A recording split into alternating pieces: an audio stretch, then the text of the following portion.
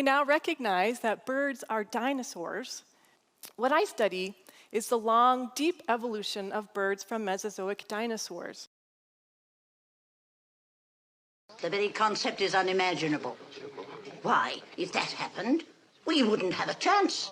How could we possibly hope to fight them? We couldn't, you're right. You're right, Mrs. Bundy. Hurry up, children. Finish your lunch. Are the birds gonna eat us, Mommy? Birds have been on this planet since Archaeopteryx, 140 million years ago. Doesn't it seem odd that they'd wait all that time to start a war? Who said anything about a war? All I said's... Troodon probably fed on our ancestors, the early mammals. It is the most intelligent, adaptable, and successful hunter on the planet.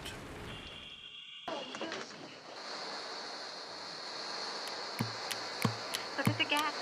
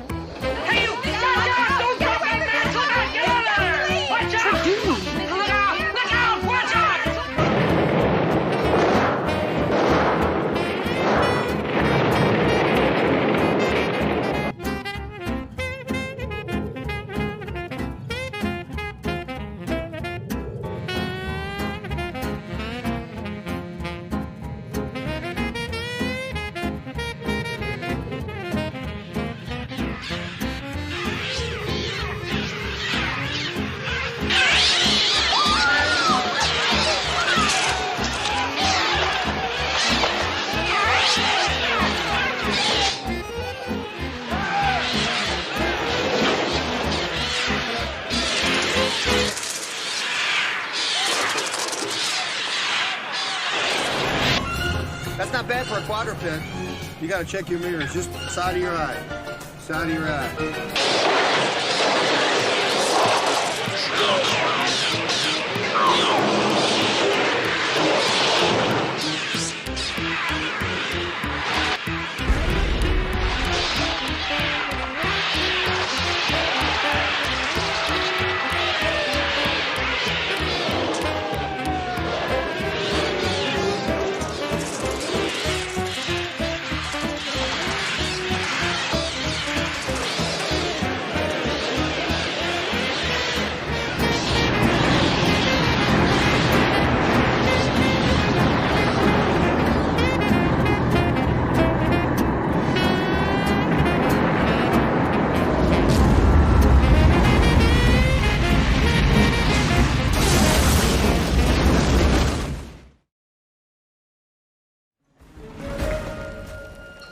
Success.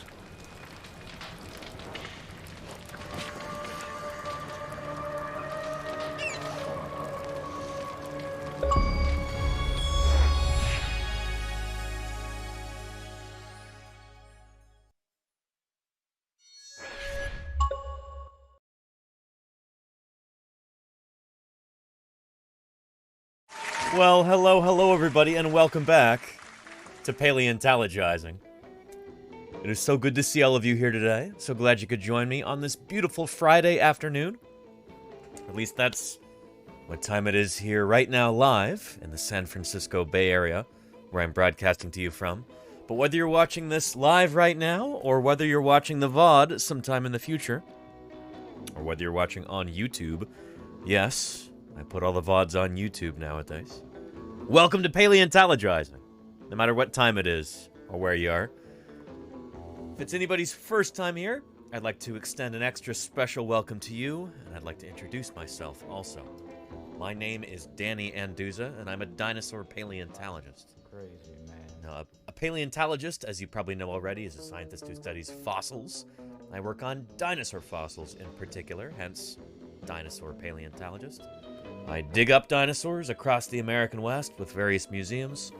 I study dinosaurs, I publish on them in the scientific literature, and as often as I can, I do outreach about dinosaur paleontology. That's exactly what you're seeing right now. The whole point of these broadcasts is to try and give you an inside peek into how paleontology works, to answer your questions, to try and demystify fossil science, you know? This stuff isn't rocket surgery. But it is really cool. Arguably, it's a lot cooler than rocket surgery. But don't tell any rocket surgeons that I said that. Anyway, so if you've got questions about dinosaurs, about the fossil record in general, if you've got questions about natural history, about extinction or evolution or how science works in general, any of that stuff, you know, don't be shy with those questions. That's what we're here for. Today we're going to be doing a lot of Q&A. We'll be covering a little bit of fossil news as well. There's a new pterosaur to discuss that I've neglected to do for the past few days. We'll be talking about that. We might be talking about this purported new dinosaur from Texas as well. Yeah. But we'll kind of see where this goes. It's going to be kind of a casual Friday stream, so I hope you're up for that. Let's, there you go, Atu Day, angry rocket surgeon noises. Let's see who is here in chat right now and say hello. Claire Burr appears to have been first. If not, you might as well be. How are you doing, Claire? And gratitude. Thank you very much for the 100 bits. Thank you, Broken Symmetry. Appreciate you, Broken Symmetry. How you doing? Thank you for those 100 bits. Appreciate your support. Yeah. Look, we've got a clean slate for the our sub goal for the day. You know, no expectations about that, but yeah, if you'd like to contribute, it's a clean slate. Claire Burr, thank you for being here. I hope you're feeling better today. It's good to see you, Claire. I hope you're ready for the weekend. Yeah. Jody Fish, how are you doing? Good afternoon to you and yours, Jody Fish. It's good to see you. Kodali 2010, how are you doing, Kodali? Welcome, welcome. Cloudy Sprite, you changed your name, didn't you? Clouds in the Air is back. Back with a twist. Cloudy Sprite.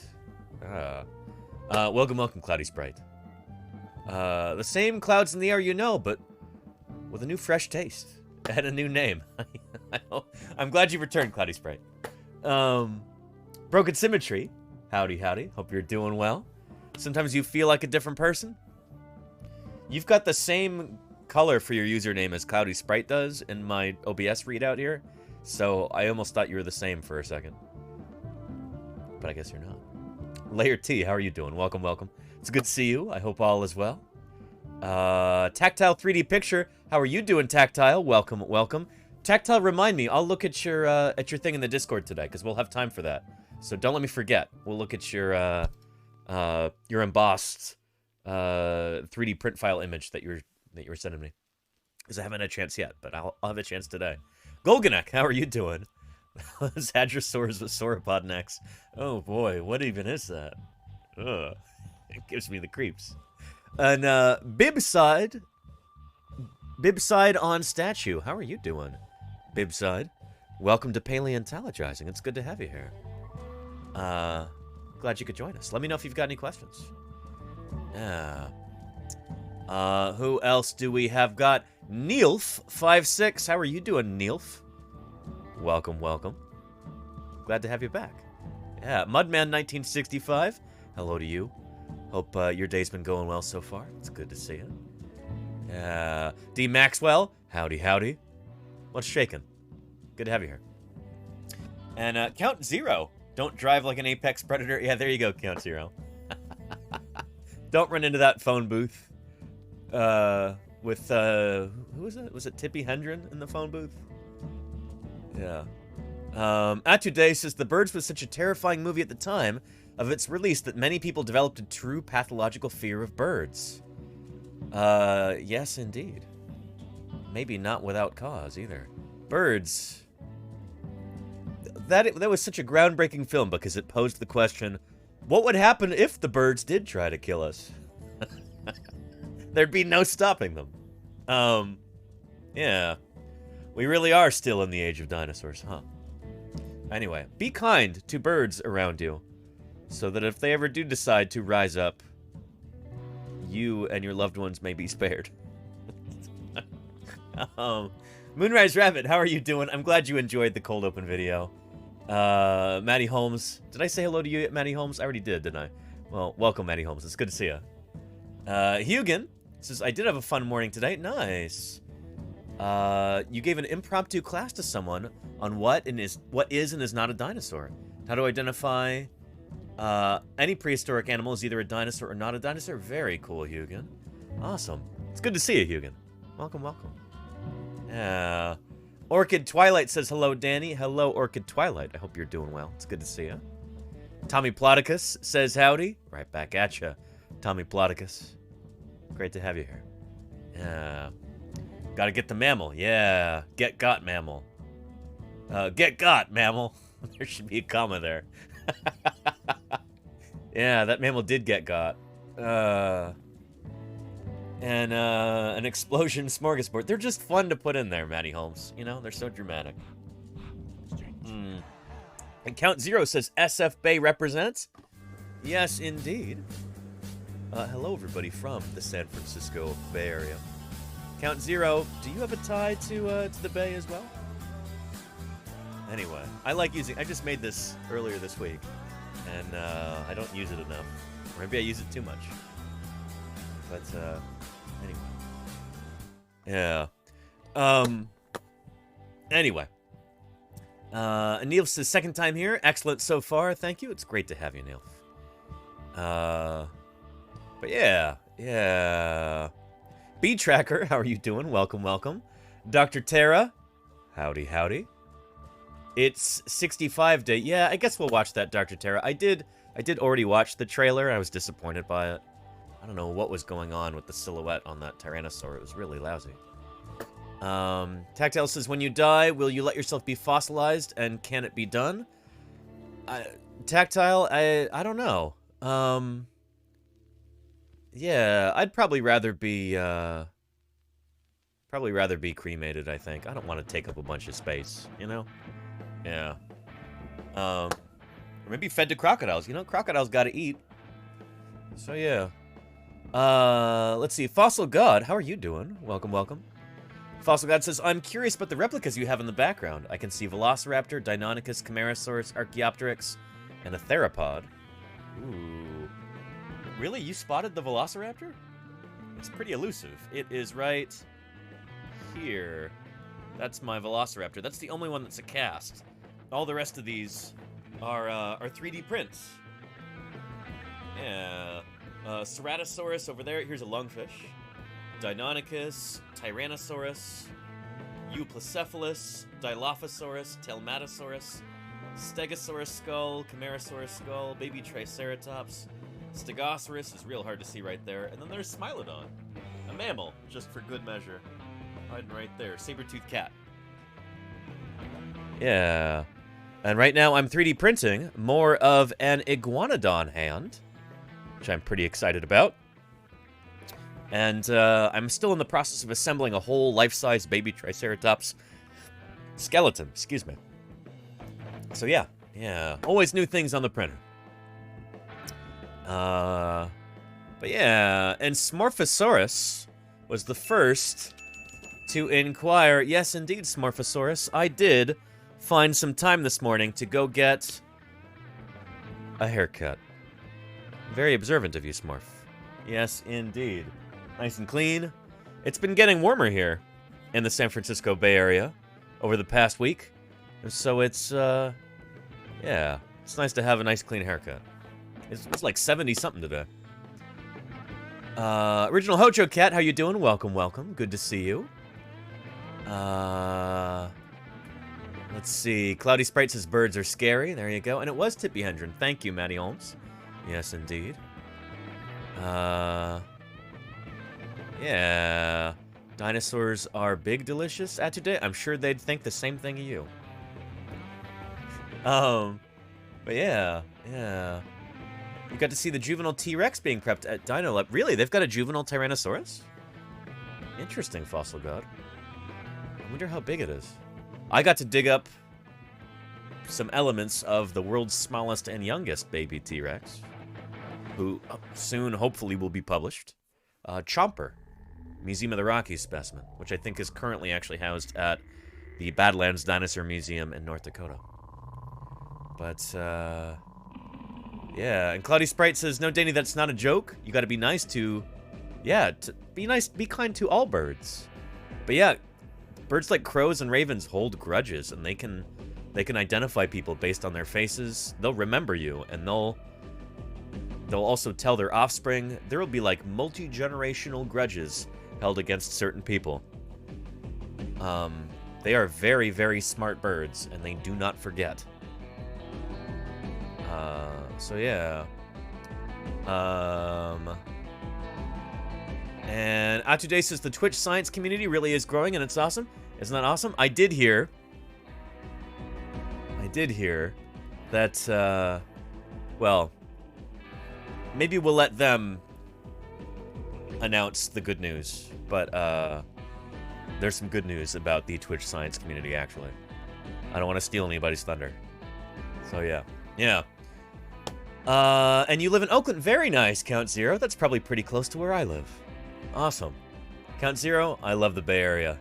I was born and raised here. This is my home. Yeah.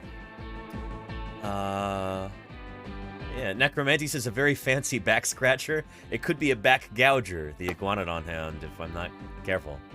Yeah. But, yeah. And Golganex says, still amazed at the size of the iguanodon hand? Yeah, isn't it pretty incredible? Where was that? Yeah, there we go, Golganex. Yeah. Shoot, let me go grab that, because I have it in the other room. Here, keep an eye on the 3D printer, as it's printing part of this, and let me go grab those other pieces. They're over in the living room. Hang on a sec.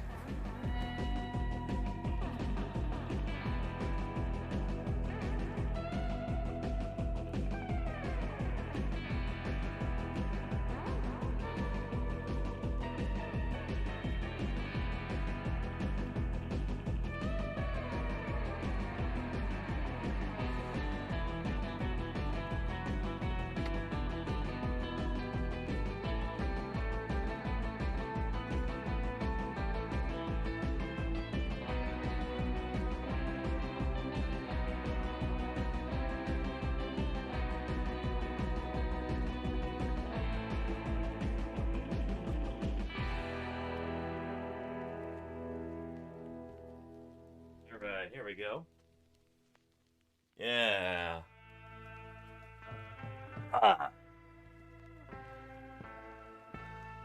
That's what I've got so far after attaching another finger. It is not making a rude gesture, so don't make any, blue jokes about that. But yeah, here's our iguanodon hand here. This finger will go on there. This one will go on here. I'm going to have to affix these with some sort of rod or something like that. But, yeah. These are just 3 of the 5 fingers. We're also going to have the thumb spike and the pinky finger, which is going to go on right there. So, yeah, it is, it's pretty big. It's a big animal. Iguanodon bernisartensis from Belgium. And, where did that go? Iguanodon hand image. There we are. Yeah. It's gonna be really big when it's done. So I'm excited about this. I am indeed. But, yeah. Yeah. Cool stuff. Cool stuff. Oh, I'm excited about this. And so this is the part where the wrist attaches to the radius and the ulna. So the carpal's attaching to the radius and ulna right here. This is the part that's printing right now. Right there. So it should be probably another 4 hours until that's done. So it might even be done by the end of stream today. We'll have to see. But, yeah. Yeah. Anyhow. Shazza Gaming says, sweet 3D print. Thank you. Yeah. I mean, shoot. These are all 3D printed. So, yeah, I worked that machine hard. But, I've been pretty impressed with what a workhorse this thing has been. My little Prusa printer. So, yeah. Yeah.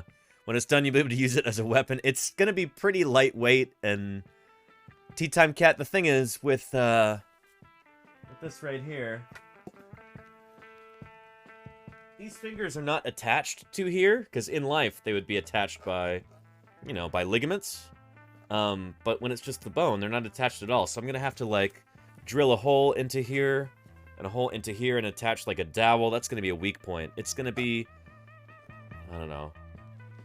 I'll have to be gentle with it, I guess is what I'm trying to say.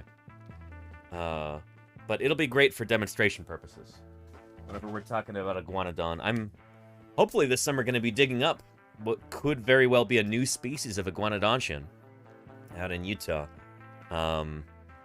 So yeah. It'll be cool to be able to talk about the hands of these guys with that big ol' thumb spike there, you know? Yeah, you could use it for a ring toss game gently. There you go, Necromancy, yeah, gently. Yeah. So anywho. Anyway, and welcome, Afro Bandit Girl. Good to have you here. Yeah. And, oh, Cloudy Sprite, I'll see you next time. Thanks for being here. Have a good weekend. So yeah. And SoCal always be home. I understand that, Afro Bandit Girl, yeah. Anyway, in life, the animal would use that as a weapon. I'll show you a little clip from, there we go. I don't know what's wrong with Chrome right now, but all of my, yeah, all the icons are not showing up properly. But anyway, this is from the Jurassic World Evolution 2 game. Here's Iguanodon. Here it is facing off against a number of theropod dinosaurs. And, yeah. I like that they made the Iguanodon pretty fearsome in this. That's probably reflective of reality. And it's not a bad model either. But here it is against Carnotaurus. Oof. Allosaurus. Ugh. Cryolophosaurus. Didn't stand a chance. Is that Majungasaurus there? Poor critter. Ceratosaurus. Yeah, that thumb spike. Yeah, just like a shiv. Ugh! It's getting shanked. Anyway, don't mess with the Iguanodon. So yeah. Pretty intimidating indeed, right? Yeah. So yeah. Anywho. That's what's on the printer right now. Excited about that. So we'll keep an eye on it, but so far this file has been printing really well. No snafus yet in a couple hours, so that's pretty good. Don't be dumb or you'll catch the thumb. There you go, Lenina, yes. Don't even think about it. There you go, Necromancy. Yes, indeed. I mean, holy cow. Oh, boy. It just keeps going. Yeah. Oh, poor Gorgosaurus or Albertosaurus, wherever that was. Oof. Tyrannosaurus. Ugh. Yeah. Anyway. Yeah. Image of the juvenile T-Rex from Dinolab. Oh, cool, Fossil God. Neat. Yeah. Jurassic WrestleMania. Yeah. That's more like, Mortal Kombat, right? I say that because I made an alert out of one of those clips yesterday. So you might see that pop up if we get a new follow. But, yeah.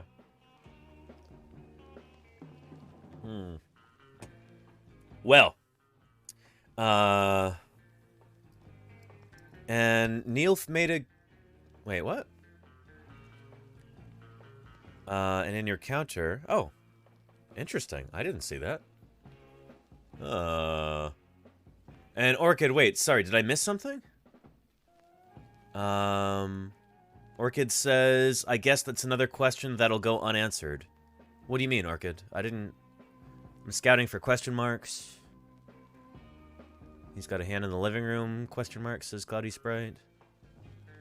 I'm apologize if I missed your question, Orchid. Yeah. Would you mind asking it again? I'd be happy to answer it for you. Just didn't see it. There's a lot going on in chat, you know? Yeah.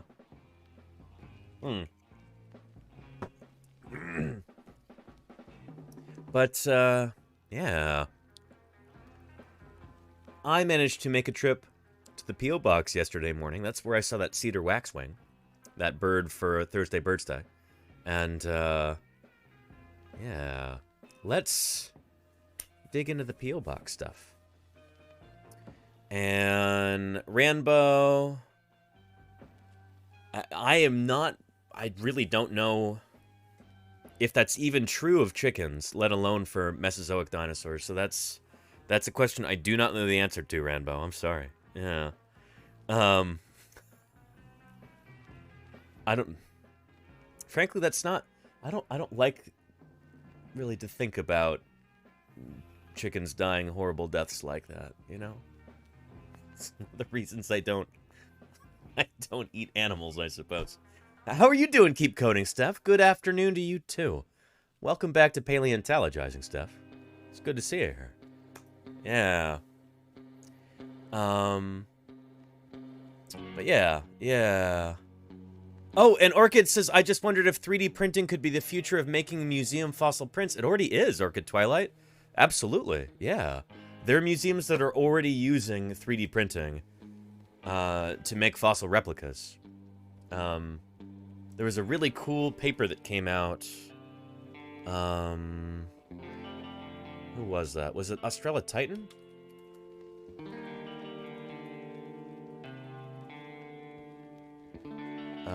Here we go. I think it was this critter. That looks right. Yep. So here, this is a big sauropod dinosaur, Australotitan. We actually went over this when it was first announced and first published on, I think back in 2020. One of the coolest papers I've seen in a long time. Because they actually used 3D scanning and 3D printing to help reconstruct some of these bones and to help mirror them. Like, this was as much a methods paper as it was a, like, new dinosaur paper. There we go. Here's what we actually have of that animal. Not a tremendous amount, but the parts that we have are very, very big. But in the paper, they actually announced some potential new methods for reconstructing sauropod dinosaurs in the future. Very cool open access paper. I'll share it with you here. There's a link. And, there's the PDF. But they do a lot of 3D modeling and 3D printing in here. Well, a lot of 3D modeling, at least. And all of these files are going to be available online for other researchers to print, to compare to other specimens, that kind of thing. That's going to take a while to load. And holy cow, Belint, how are you doing? Welcome, welcome. Science Streams, how are you doing? Welcome to Paleontologizing Science Streams, and congratulations on achieving partner status here on Twitch. It is about time they recognized the awesome work that you're doing there on Science Streams. Congratulations, Belint. Holy cow. Very, very exciting. It's awesome to have another scientist with that partner badge here on Twitch now. Phenomenal. Congratulations. Congratulations to Science Streams. And let's get a shout out for Science Streams going. If anybody here is not yet following Science Streams, you're missing out. Look at that beautiful partner badge, that lovely purple check. Beautiful. Excellent. So Belint and Lita are molecular and systems biologists. They just had a baby 2 days ago. 2 days ago? Probably feels like weeks ago now at this point, Belint. I'm sure you've been getting very little sleep. But congratulations on the birth of your first child. Everything's happening at once. Holy cow. Your parents and your partners. And your Twitch partners now, too. That's pretty awesome. So congratulations to Belint and Lita and new baby Ilona on partner status for Science Streams. Pretty extraordinary. Congratulations. Yeah. Very nice. Very nice. Phenomenal. Again, if anybody's not yet following Science Streams, you are missing out. There's a lot of cool science content here on Twitch. Science Streams does some of the very best of it. So if you've ever wanted to ask molecular and systems biologists any questions about DNA, questions about ants, questions about flatworms, questions about Evolution, the philosophy of science, any of that good stuff. Make sure you check out their channel. Do you know when you might be streaming again, Balint? It might be too early to ask that question. I recognize you just had a baby 2 days ago. But, yeah, whenever you're ready, we're all eager to have you back. So, yeah. Take the phone to Mommy now! Bliss 9. It's the Dinosaur-bird! Okay. Bliss 9, thank you so much for the 2 months of support. I appreciate that, Bliss 9. Thank you, thank you. And maybe this weekend, Sunday. Very nice, Balint. Well, take your time, but we're all eager to see you back with that new partner badge. Pretty awesome. Pretty awesome. Yeah. Quack has a good question there. Quack, before I get to your question, let me show off this paper real quick, which again is open access, no paywall. There is a link, but this is really, really cool because in describing this new sauropod dinosaur from Australia, they made 3D models of all of the bones, and they were able to kind of undeform them in the computer, which is really, really cool. I'm really hoping that this becomes standard practice for big dinosaur fossils like this in the future. So here is the same bone, figure J and figure K. Here is a break right there. See how it's deformed along that axis? So they're able to undeform it in the computer. Really, really cool stuff. So I'm really hoping that this sort of thing becomes commonplace in the future with 3D scanning technology. And then after that, dinosaurs can actually be 3D printed as well. I actually live streamed from underneath a full-size 3D printed sauropod dinosaur skeleton. Let's see. Let's see if I can find you a video. There we go. Yeah, this is from the American Museum of Natural History in New York City. How to build a titanosaur. Oh, so this is after, I guess they're putting it together after it was 3D, or after it was, like, manufactured. Let's find this video here. That should be better. Maybe. Natural history. This titanosaur is a really huge animal. There's Mark Norell. We just saw Mark Norell yesterday. I told that story about the name tags at SVP and all that. This titanosaur. Mark Norell. Yeah. Is a really huge animal. It's over 120 feet long. Holy cow. It lived in what's now present-day Argentina about 100 million years ago. Yeah. The last 20 years have really been the new golden age of dinosaur discovery. New kinds of animals have been found all over the world, in Africa and Asia and Patagonia, and this is just one of the latest. Look at that. That's a femur right there next to, this is paleontologist Diego Pol from Argentina. This is where the femur fits into the hip joint right there. That's the femur head. And then these are the trochanters there at the bottom. So what you're looking at is the left femur. So basically the animal's tail would be sticking up like this if it were like in life position. Anyway, yeah, just that femur is longer than a paleontologist is tall. Pretty cool. Latest ones. A couple of years ago, one of my ex-graduate students, Diego Pol, sent me an email saying that a farmer near Galeo in Patagonia had found an amazing dinosaur, one of the largest land animals ever to live. Over the next couple of years, they extracted this specimen from the rocks at the ranch.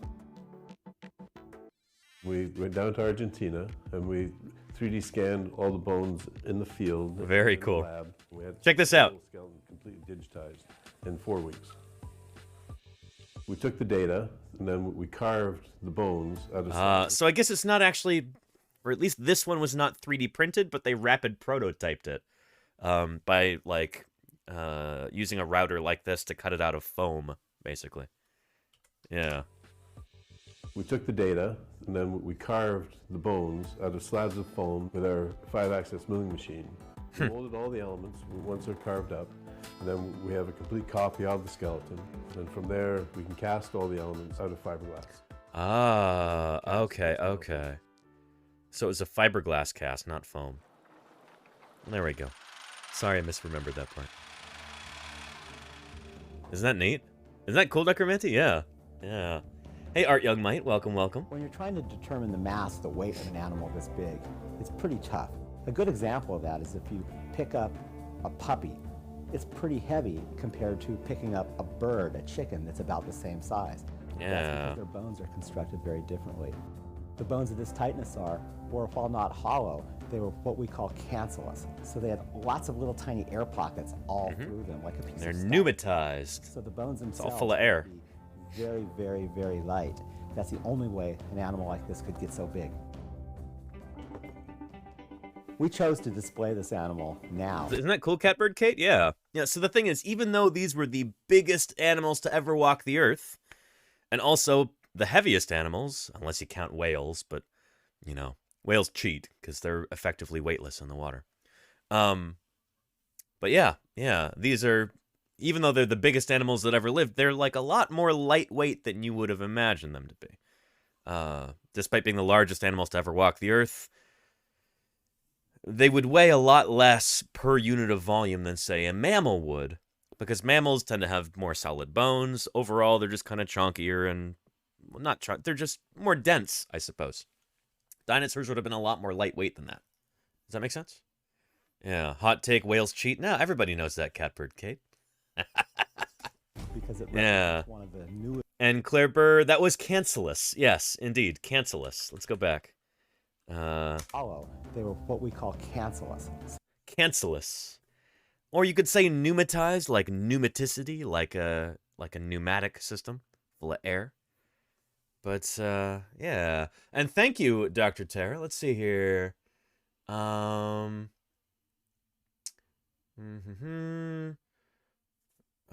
Legislation. What's that about? Hang on a minute here. Let's pull this up. That's a 404. First one's 404, unfortunately, there, Dr. Tara. And the U-Park area thing, I think we talked about this already, didn't we? Oh no, this is new. I'm not going to have a chance to talk about this much in detail because we're not going to be able to access the paper, I don't think. Yeah, I don't have $58 to spend on that. But yeah, anyway, appreciate you bringing that up. Dr. Terra, we are going to talk about that new pterosaur. We're actually going to watch a video in a little bit from a fellow Twitch paleontology person, Joshua Knupe, who runs the channel Paleostream here on Twitch. He made a video about this new pterosaur and did some illustrations of it.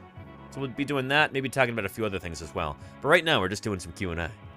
So let's continue talking about titanosaurs and 3D modeling. Yeah.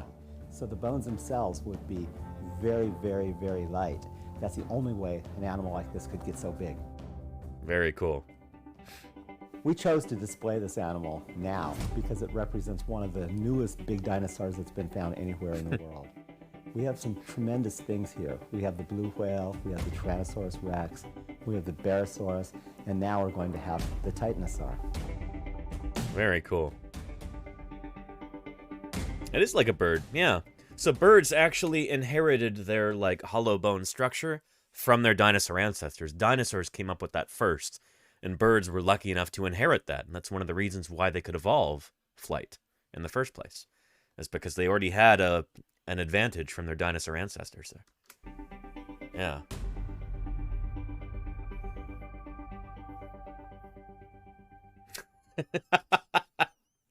FMSSK. I thought that was a non sequitur for a second, but no, I get it. Listen to the music. Well, we have the Tyrannosaurus rex, we have the Barosaurus. T-Rex Wasteland. The Titanosaur. T-Rex Wasteland.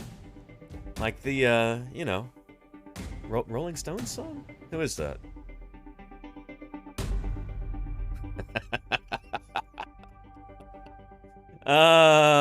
Good stuff, good stuff.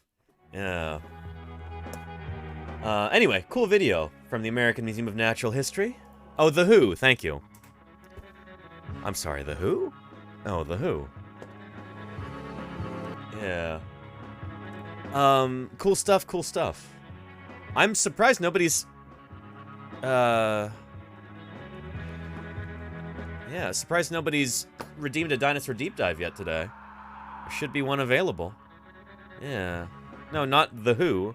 No, The Who. The Who? And Dr. J... Yeah, we did talk about that briefly the other day. A new stem Sicilian. Anyway, cool stuff, cool stuff. But what was there was another thing that I was going to talk about. Somebody had brought something up, and I want to make sure I don't neglect it. Quack84 says, why did birds survive the asteroid impact at the end of the Cretaceous period? That's the thing, is that birds are the only living dinosaurs today. They're the only dinosaurs that survived the,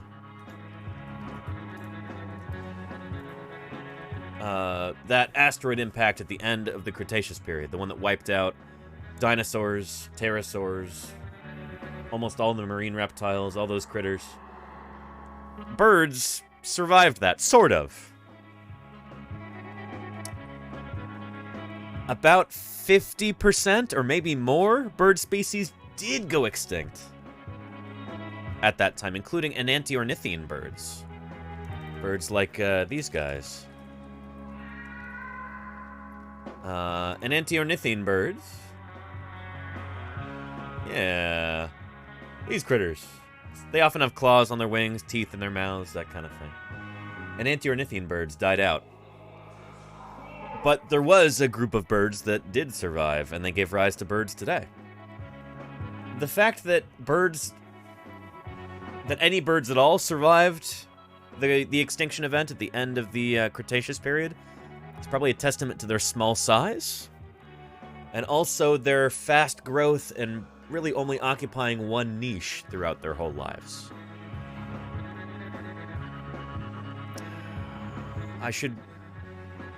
Some of these ideas aren't published yet, so I don't know how much I can really talk about them. But, anywho, one of the reasons why dinosaurs did not make it at the end of the, Cretaceous period, dinosaurs except for birds, is that many of them were large, they required more food, and also, they had to move up through different niches throughout their lifespan. So dinosaurs are hatching out of eggs no bigger than this.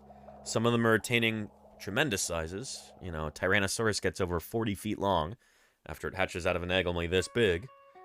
So at different growth stages, these animals are occupying different niches. They're doing different things in the environment. They're catching different prey. They're probably living in different parts of the environment. They've kind of each got their own little job at different growth stages. You know? Birds don't do that. Modern birds don't do that. The adults lay eggs. They come and they feed their babies, and then their babies grow feathers and learn to fly. They leave the nest, and then suddenly, bam, they're adults like that. They're eating what the adults are eating. Non-avian dinosaurs, for the most part, were not like that. Like, they needed multiple niches throughout their lifespan. And so if there's a big environmental disruptor, like an asteroid, that knocks out a bunch of those niches and just causes all kinds of environmental havoc, well, shoot, you're a lot more vulnerable if you're a creature that needs a whole bunch of different environments throughout your lifespan. With birds, you know, some of the niches might get knocked out, and maybe if it's like one species per niche, maybe those species go extinct. But these species over here that aren't in that niche, they're going to be fine, and they're going to survive. Whereas if you're a T-Rex, you know, or Triceratops, you're born out of a little egg, and then you need to get bigger and bigger and move through different niches. It's like if any of those niches get knocked out, that could be curtains for you. Like, you can't complete your life cycle anymore, you know? So yeah, does that make sense? This is an idea that Denver Fowler was talking about way back in, like, 2012. I don't know if he's published on it yet, but a lot of other people have kind of independently come up with similar ideas since then. So I think maybe the cat's out of the bag. But anyway, I really hope he's able to publish on it soon, because it's That goes a long way toward explaining the pattern at the end of the Cretaceous, which creatures survived and which didn't. Does that make sense? Yeah. Anyway, I hope that answers your question, Quack. Yeah. And Joe King 24U says, ain't crocodiles and sharks from the dinosaur era? The sharks are from long before the dinosaurs, yes. And crocodiles show up a little while after the dinosaurs. Yeah, true crocodiles. The crocodiles that we have today show up in, like, the Jurassic period. But yeah, lots and lots of creatures actually go all the way back to the age of dinosaurs, including our ancestors, the mammals. Mammals first evolve around the same time as the first dinosaurs.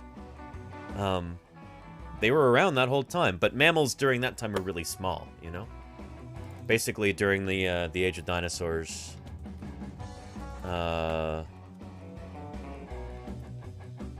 yeah, mammals basically looked like this.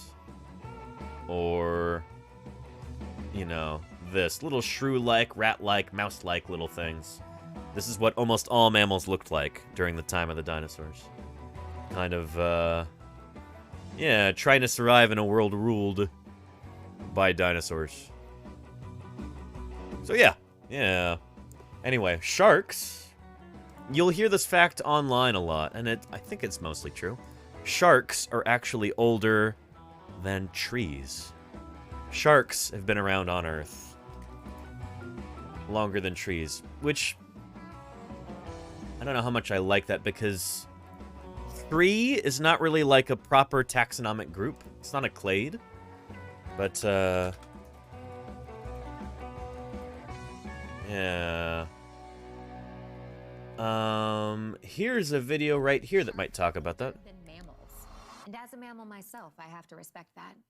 But sharks are also older than birds, and have even been around longer than dinosaurs. True. This next one is gonna really blow your mind. Sharks are older than trees. Hi, I'm Miranda Cosgrove. Welcome to the STEM Loft, where the landlord said it wasn't haunted, and was honestly really weird about it. Huh. I've never seen this before, but so far so good. Yes, sharks have been on Earth longer than trees. It's hard to imagine Earth without trees, but until about 380 million years ago, trees didn't exist. And since we can trace sharks back to around 450 million years ago, sharks have trees beat by about 70 million years. Yeah. Pretty cool, right? But if it was, Team Sharks would take this one.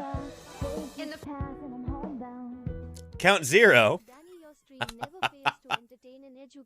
Oh, I appreciate that, Count Zero. Thank you for the 4 months of support and for the kind words.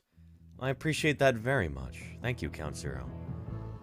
By the way, you're Triceratops, you're probably at baby Triceratops stage yet, or maybe even at juvenile Triceratops stage? Yeah. Yeah. Trekkner says, show us the model. So my Mesozoic mammal model was so small that it broke. Its legs were too thin and they snapped off and I couldn't glue them back.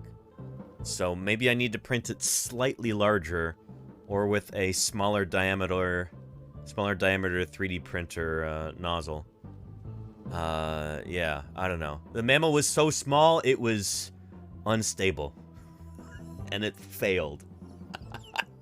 Something that somehow our ancestors, you know, were able to avoid for the 160 million years that they were around during the Mesozoic, or however long that was. But yeah. Anyway, yeah. Embiggen the mammal. Yeah, said Truckhorn. I might also just have to go into the 3D print file, like the OBJ file that I have, and just expand those parts and strengthen them because they were too spindly. The legs broke off. Kind of like your brain at times. There you go, Bliss9. Oh, and Darian Beagle says, question, after 9/11, I began to wonder what museums do to insure their priceless collections. Do you know what they do? That's the thing. You can't insure something that's priceless. Like, if you can't put a cash value on it, I don't know how that works. So yeah, it's a good question, Darian Beagle. I don't know. Most museums don't have the kind of budget for a pricey insurance policy anyway, you know? It's like if something were to happen, it's like, shoot, you're out of luck, you know? Yeah. I remember there was a kerfuffle at Museum of the Rockies where the university was demanding that the paleontology department at Museum of the Rockies, give them a numeric figure for how much all of the dinosaur fossils were worth, and it's like, they're literally priceless. There is no price for them.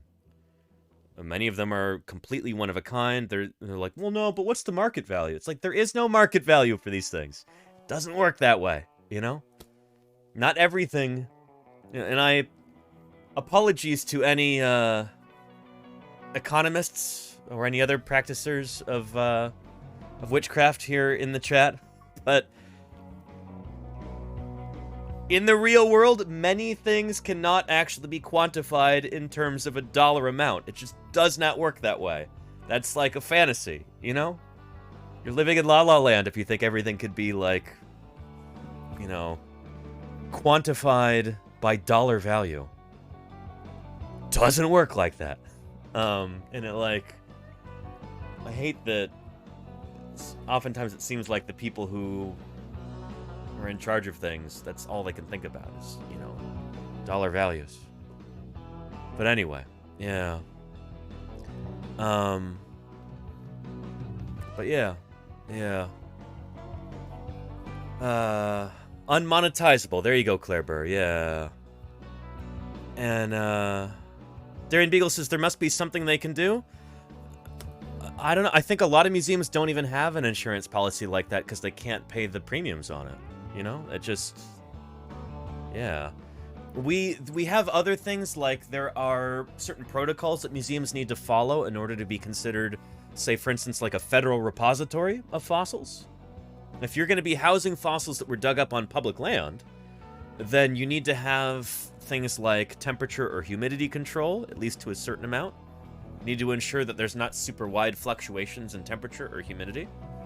You need to make sure that there's a lockable door, so not anybody could just waltz in. You need to have like proper shelving and stuff. But beyond that, it's like many of these museums don't have the resources for much more than that, you know? Like they're operating on a shoestring budget anyway. When I've gone out to dig dinosaurs sometimes, like, shoot, there were a number of summers where our entire budget for the whole summer for a field crew out digging in Montana, bringing back dozens of dinosaurs, you know, our overall budget for a summer was like less than $1,000 for food and for fuel and for lodging. Less than $1,000 for like 2 months of fieldwork. Yeah, you know? We're doing a lot with very few resources. So yeah. That's what I'm talking about, Darian Beagle. Yeah. We do not have a lot of money to work with most of the time. So with that being said, I want to say, if anybody here in chat, I don't know, maybe you or somebody you know is like a person of means, and you would like to, you know, make a positive difference in the world by contributing to a scientific field, consider contributing to dinosaur paleontology, or another branch of paleontology, because, I don't know, I've never seen science get done with such frugality, such, like, you could get a huge bang for your buck if you were to fund some paleontological work, because holy cow, I heard a figure once that, like, one routine launch of the US space shuttle by NASA, which is something on the order of like $1 billion or $2 billion when that was still happening, that is more money than has ever been spent in the entire history of dinosaur paleontology. Which, Yeah, it's probably true. I think that was in Scott Sampson's book, Dinosaur Odyssey. But yeah. That sounds right, says Claire Burr. I know, right? So yeah. And is there a preferred organization I would suggest? I mean, you know what? Actually, there is. There is. Let me show you. My colleagues at the Badlands Dinosaur Museum in North Dakota. So Denver Fowler is my old crew chief. And he's now curator of paleontology at the Badlands Dinosaur Museum in Dickinson, North Dakota. And many of the, like, my personal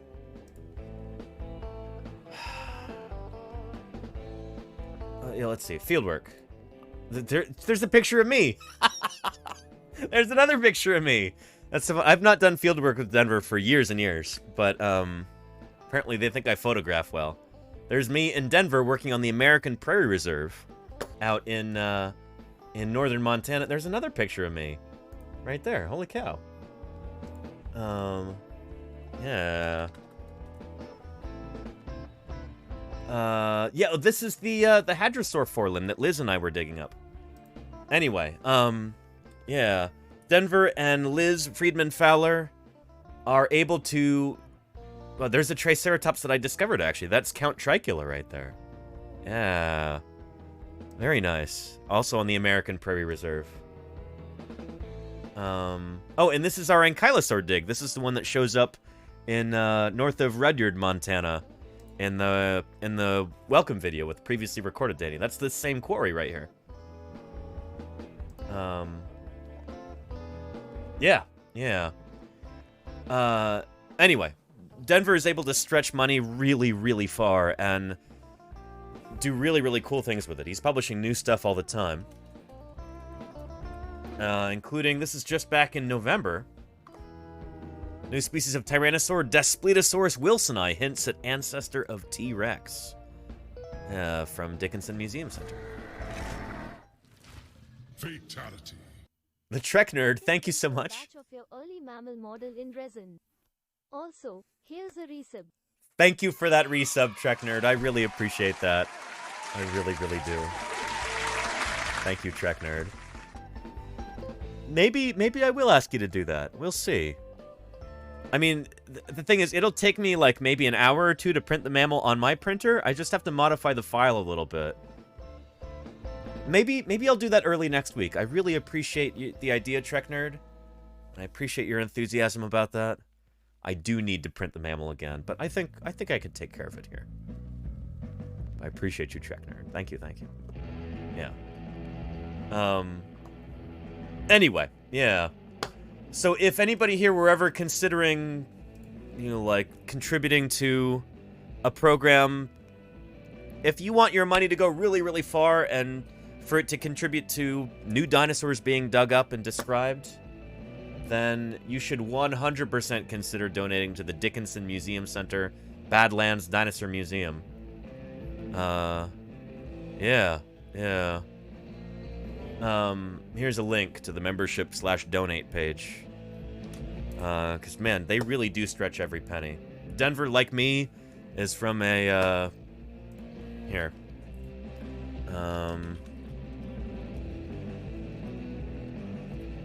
Find a picture with, yeah, there's Denver right there. He's also from a working class background. He didn't grow up with much money. He's had to work for everything he's ever gotten. And, he really knows how to pinch every penny. Like, run things with zero overhead, basically. So, yeah. Yeah. Yeah. And he's very hands-on, you know? To an annoying extent, where, like, he insists on doing everything himself. He's not good at delegating. But he ensures that things get done properly as a result of that, you know? So the system works, you know? Yeah. And then there's LJ, yeah. There you go, Claire Burr. Yes. LJ Krumenacker could definitely use your support as well. I think LJ, hopefully he's going to be on his way to Switzerland soon to photograph that Camptosaur. Been trying to help him out. LJ Krumenacker is a dinosaur paleontologist from Idaho. And, yeah. My old camera that was actually donated to me by a very generous anonymous member of chat, the one that I used here, which I no longer use, I sent that to LJ because he needed a camera. His old digital camera got stolen. He didn't have a digital camera. And so now that will be used to photograph some ornithopod dinosaurs. And, yeah. LJ's going to be publishing on those, helping unravel the mysteries of ornithopod paleobiology. So yeah, anywho. And Afro Bandit Girl, thank you. You know, I appreciate you. But yeah, and Mommy Does says in the Dino Hunt series, what's that? Oh, is that what those folks from the UK? First episode features a dig site that was looted and vandalized. It just happened up in Canada a little while ago too, Mommy Does. That's a real problem. Yeah.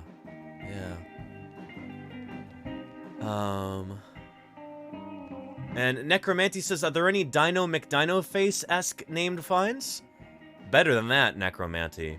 We had a site, I don't remember if Jack Horner found it or somebody found it, and they were having kind of a grouchy day. And they called the site JAFD. Just another expletive dinosaur. And so that's the official site name in the museum archives, is JAFD. So yeah. Mommy Does says lots of cream tuna on toast and tomato sandwiches. No, you can't. Tomato, that stuff that doesn't keep in dry storage. Mommy Does. Peanut butter sandwiches. Peanut butter sandwiches are where it's at. Tomatoes are expensive. But yeah. Oh, it's on Curiosity Stream. Oh, cool, Mommy Does. Neat. Based in Alberta. Neat. Just another friendly dinosaur? Just another fossilized dinosaur? Fastidious dinosaur. Yeah. Crunchy or smooth, says Layer T. Oh, smooth peanut butter for me. Yeah, but I'll eat crunchy too. I won't turn my nose up at that, but I prefer smooth peanut butter. Just another fascinating dinosaur. There you go, Triceratops. Yeah. Just another fossil dig. There you go. Yeah, McPeggle. Yes, indeed. Yeah. But yeah. And Mommy Does says, that's poor kid food. That's what I had for breakfast this morning, too, was, a whole wheat hamburger bun with peanut butter in the middle. That was my breakfast today. Food's expensive. You know, I'm on a budget.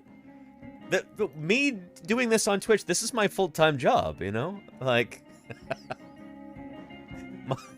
my food budget goes up and down with the number of Twitch subs and everything. So, yeah. You know? And I always try and put a little bit of money away for a rainy day, too. So it's just how it goes, you know? Yeah.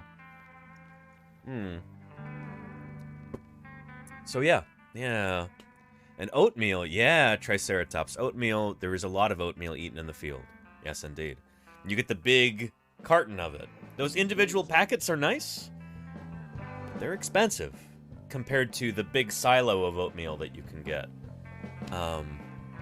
Yeah, and then afterward you can reuse the cylinder for storing tools and stuff like that in the field. Yeah, you know how it works. Yeah, glue is cheap, but food ain't. There you go, Layer T, yes. And then, yeah, I would not recommend eating glue, Mommy Does. Yes, indeed. Correct. Yeah. Somebody had a question here that I feel like I missed. Oh, Dr. Terra says, so y'all only eat dry storage food? I have been on field crews where we've only eaten dry storage food, yes. So, like, you know, canned beans, bread, if we're lucky, like, if we really want to splurge, things like potato chips or tortilla chips, tortillas, Basically things that are canned, no real fresh produce. Sometimes it's really difficult to get fresh produce out in the field anyway. And if we don't have a refrigerator, like, where do you put it? So yeah. This past summer, though, this past July and August, I've been trying to say this past July and August rather than this past summer, because I know some of you are residents of the Southern Hemisphere, and your seasons are different from ours. Like it's summer for you right now. But, here we go. This is our camp at, in eastern Utah. Back in August. This is right before we were packing up. There's all our fossil jackets right there of our new iguanodontian. Probably new iguanodontian. Time will tell if it's new. And there's Bilal, and Ethan is doing a pose right there on the trailer. Yeah. But this is our setup. And this is actually a really nice setup for the field. Because holy cow, we've got shelter during storms and stuff like that underneath these garages here. And we've got a trailer there that actually has a propane-powered refrigerator and freezer. And oh, what a luxury that is to have in the field. It is so nice to be able to have that there. I mean, holy cow, we can actually have things like produce. And I remember at one point, one of the crew members bought some ice cream, which was kind of a cheeky move because it's like space in the freezer is very limited. Anyway. Oh, and there's Dawn hiding right there too, behind that leg of the awning. There's Dawn DeBlue right there, assistant state paleontologist for the state of Utah. Anyway, yeah, ice cream is like seen as a frivolity. It's like, why would you buy ice cream? You know that space in the freezer is very limited. Why would you do that? But yeah. Anyway, members of this community were extraordinarily generous in providing funds for us to get more food. A lot of people, because of our requests, the few live streams that I did back in July and August from the field, they knew that we were operating on a really slim budget, and so they sent some money to Dawn DeBlue's PayPal. Yeah, we were able to buy some good food with that, which was really nice. So thank you again to everybody who contributed to that. That was very generous of you, and we ate like kings for a few days. It was pretty nice, you know? Tortillas and peppers, and I think the guys may have they got some chicken or something like that. I forget. I don't eat meat. But they were very grateful. I was very grateful. It was pretty wonderful, you know? So yeah. But yeah. Catching up to chat. Mommy does says MREs, but some of those made for hiking can be pretty cheap and decent. In my experience, MREs are like really, really spendy. If you know a source of cheap meals ready to eat, Mommy does, I'd be interested, yeah. But anyway. And hang on, is Iacane here? I see Iacane mentioned in chat. There she is. Welcome, Iacane Powder. How you doing? What's shaking? It's good to see you. Iacane says, I have some really good oatmeal, though, unfortunately named. It's called Golden Spurtle. And it freaking slaps. Nice, Iacane. I should try that. Golden Spurtle. You're right about it being unfortunately named. I had to check that out.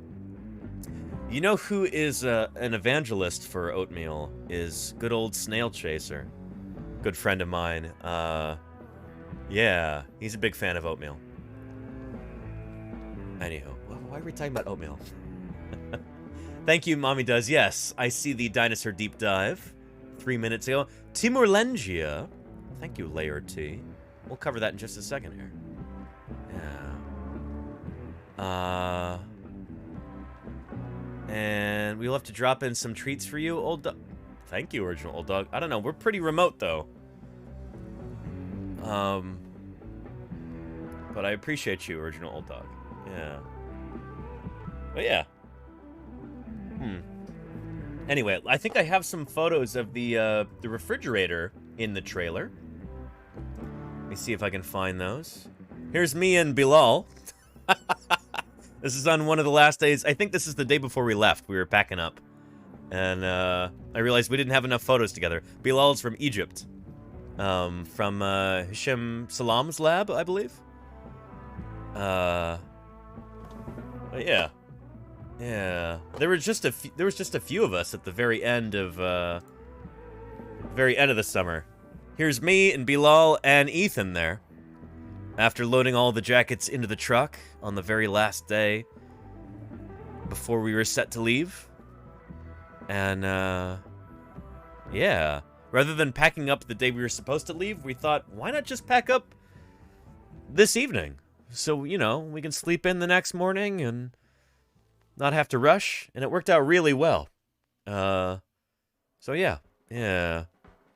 I'm going to be working with Ethan again, hopefully in Wyoming, in about June.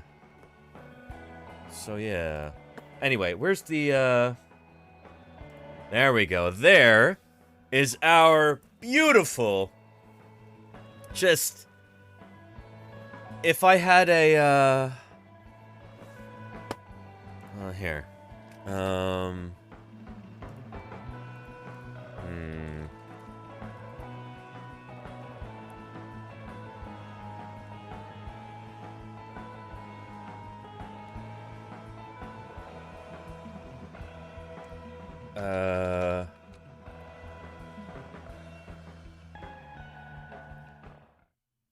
here we go.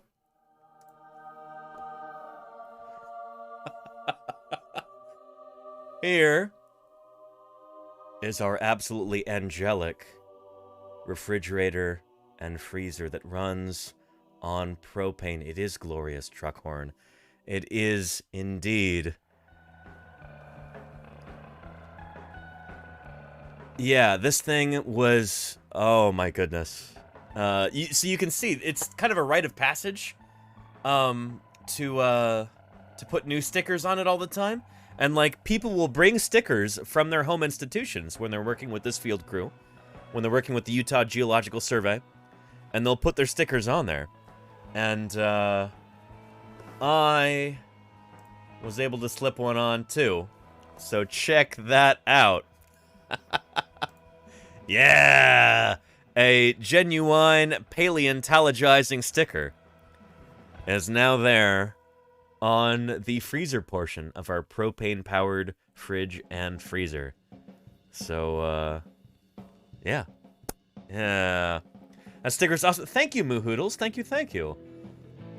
I'm hopefully soon going to be opening up a new merch store, so you'll be able to buy stickers like this yourself, if anybody's interested. But, do I know where the fridge freezer is today? I do, Layer T. It's at the USGS headquarters in Utah. It stays there in that trailer. But yeah, apparently it's really difficult to find propane-powered, as Denver would call them, fridge freezers. But, yeah. Yeah. So we're really lucky that we have this one. That, sometimes it's little bits of gear like that that just improve your experience in the field so much, you know? So yeah. Yeah. Trekner says the best sticker is top and center. And Chemistry Rockstar, how are you doing? Welcome to Paleontologizing. It's good to have you here. Are you a chemist yourself? I'm a paleontologist. Welcome, welcome. It's great to have you here. Yeah. And the best sticker is top and... Oh, that's what you were saying it was there. Oh, very nice. Well, I appreciate you saying so there. Trek Nerd. Yeah. But Grand Staircase Escalante. Snowmass. Society of Vertebrate Paleontology. SVP. Denver Museum of Paleontology. Paleo Tools. The Moab Rock Shop. You know. List goes on. I don't know if I put a sticker on the back of the trailer. I don't think I did. I didn't feel that entitled. But, yeah, anywho. Yeah. And here is us packing up the trailer on the very last morning. Yeah. There's Ethan, Don DeBlue, and Bilal. It was just 4 of us at the very end.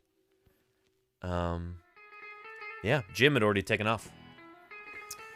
So yeah, anywho. It's great to see you, Moo Hoodles. How are you doing? Welcome, welcome. When's the next time you're streaming, Moo Hoodles? I'd love to know. Moo Hoodles does some wonderful science streams herself, talking about topics such as elasmobranch fishes, aka sharks and their relatives, and like astrobiology and astronomy. So check out Moo Hoodles. Go give her a follow right now if you've not yet done so. Because if you've not yet done so, you are missing out, everybody. Yeah.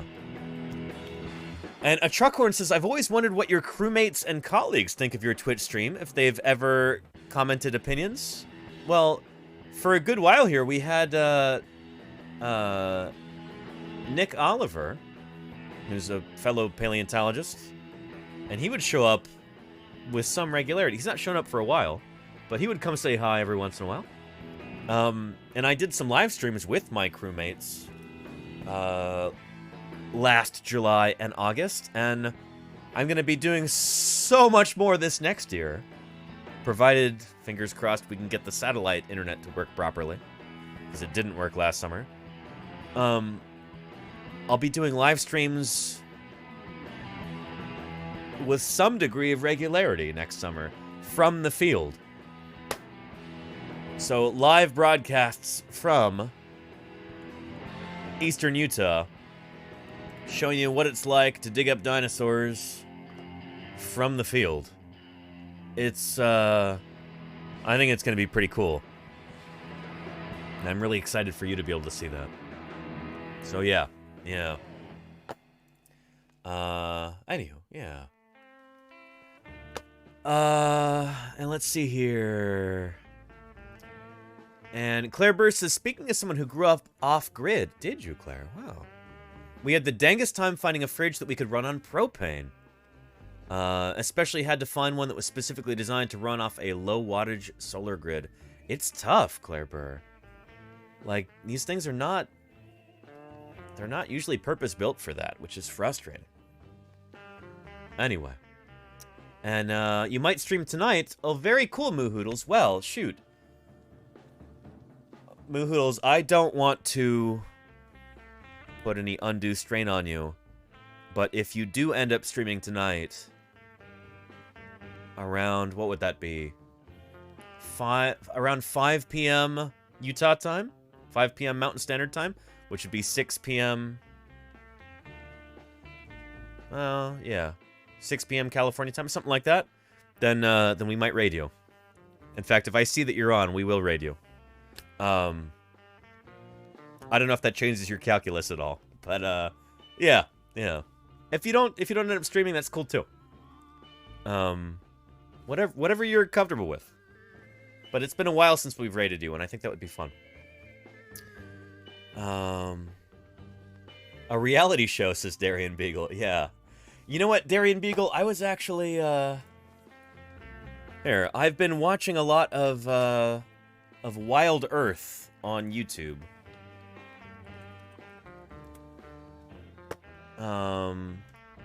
Here we go. If any of you have not seen Wild Earth before, then you are missing out. They used to be here on Twitch. But,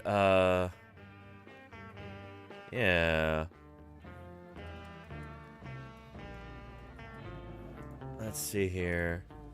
But they are a live safari. They actually live stream this from the African bush. There's an African elephant right there.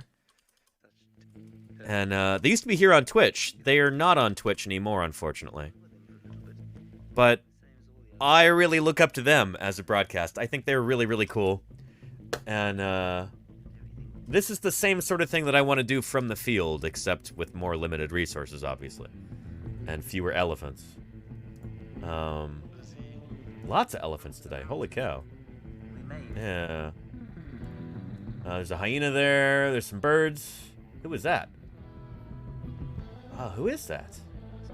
They've got some amazing cameras here. Anyway, this is kind of an idea, but, you know, run by me and digging up dinosaurs in the field. But anyway, check out Wild Earth on YouTube, because unfortunately they're no longer here on Twitch. But yeah. Anyway, I've been thinking about different ways to, you know... Hang on, what is that noise? Weird crinkling noises from the 3D printer. Let me go check on this.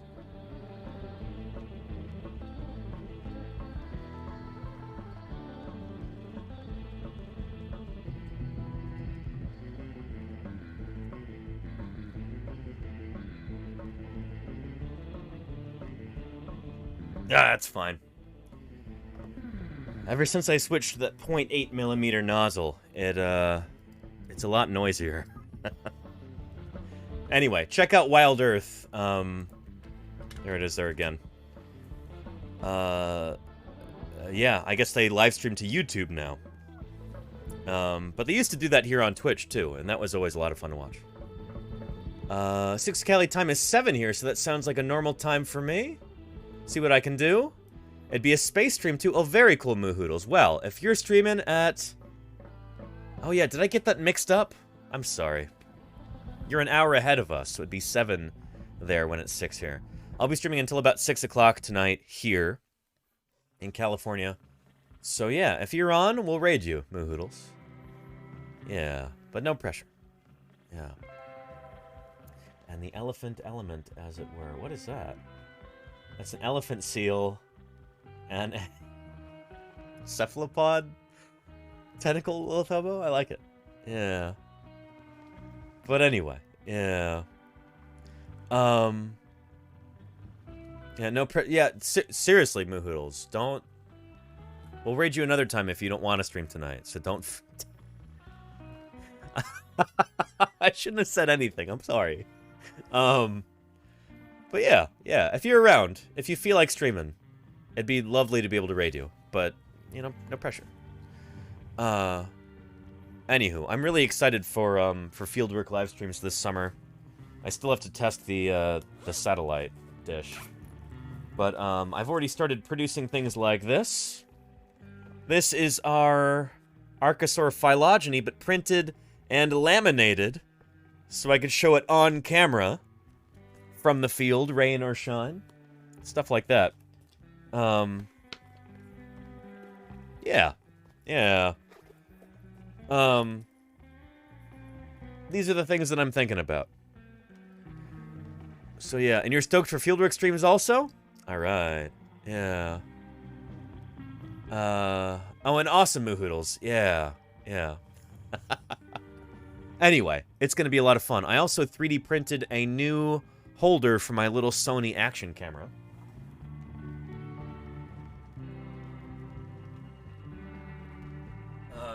This is my old camera right here that unfortunately the lens is scratched on. Luckily, I got a backup. But, yeah. So, most of what you're going to be seeing this summer is going to be through that little lens right there. Or an equivalent one on a different Sony action cam like that. There's my 3D printed camera holder, which was not really up to the task last summer. So I made some modifications to it, and I reprinted a new one. So yeah. I was kicking myself for not having done that before I left for the field last summer. So, yeah. Did I get a live view backpack? It's not a backpack, Awkward Cyborg. It's a, it's like a little hip thing. Here, I'll show you.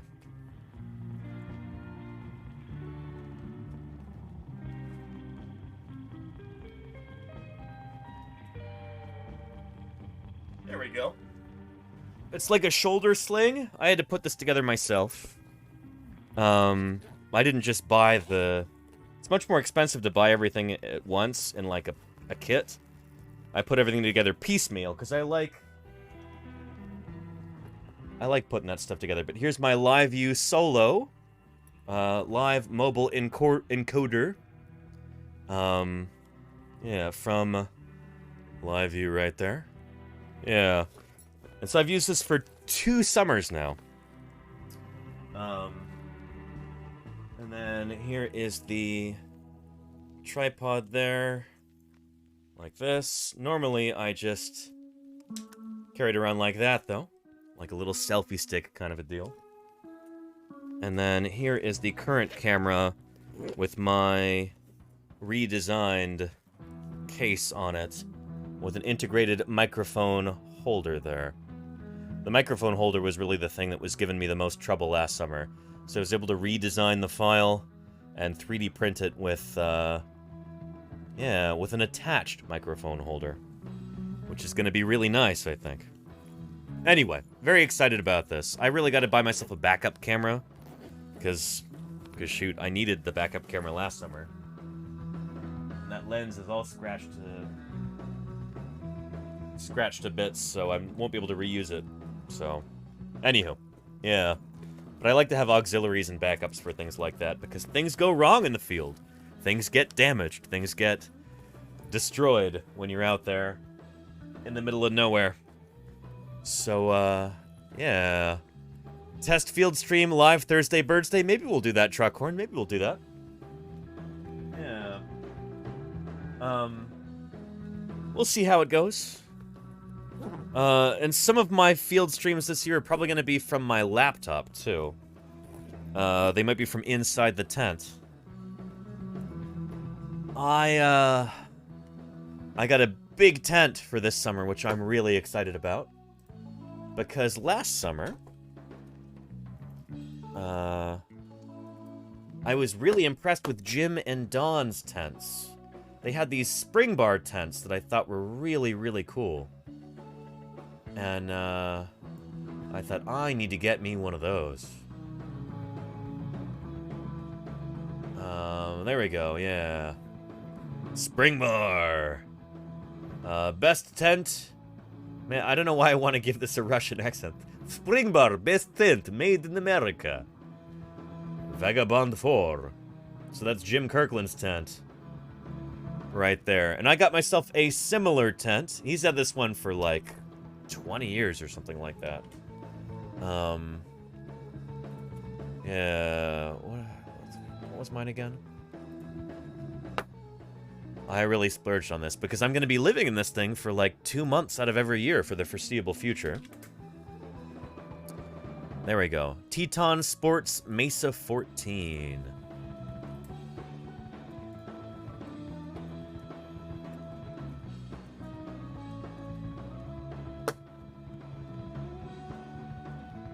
This is an introduction to the Mesa canvas tents. There we go. Anyway, yeah, this is the one that I got. The 14 right there. And holy cow, it's like 14 feet long. I was able to afford this thanks to all the generosity of people for my birthday stream this past year. So hopefully this thing will last me about 20 years. I do think it has a lifetime limited warranty. But yeah, I'm very excited about it. This is going to be the nicest tent I've ever seen, let alone owned. And, yeah, limited lifetime warranty. There you go. Kapow. So very excited about that. So yeah. I have a little desk that I can set up inside the tent that folds flat. And, I can set my laptop up in there. So even on a rainy day, provided I can get the satellite to work, we should be able to do live streams, even on a rainy day. So yeah, it is a great tent policy. Yes, indeed. Yeah. Anyway, very excited about fieldwork streams this next summer. Oh man, it's gonna be great. But, yeah. And, Do the Amazon items in the link go directly to you if we buy them, says Maxwell? Oh, for the Amazon? Yeah, absolutely, yeah. Yeah, in fact, shoot. Maybe we should do that now before we get to our dinosaur deep dive. Let me show you some stuff that very generous members of this community have contributed. First off, a truck horn. I got these a little while ago, and I haven't talked about this yet, but a truck horn very generously sent me 2 of the books that were on the Amazon wish list. So truck horn, thank you for that. Truckhorn says, I hope these books find you well. Looking forward to hearing some of your thoughts from a Truckhorn. Really appreciate that, Truckhorn. Yeah. So, Truckhorn, you were recommending this book to me, right? I'd heard very good things of Patrick O'Brien's Master and Commander. I love the movie with Russell Crowe. Great film. And a friend of mine had been telling me, Danny, you really need to read the Master and Commander books. I think you'll really like them. My friend Christian was telling me this, and I value his opinion pretty highly. So, somebody in chat was saying it. Okay, not you. Well, thank you, Truckhorn, for getting it for me. I'm really looking forward to reading this in the field.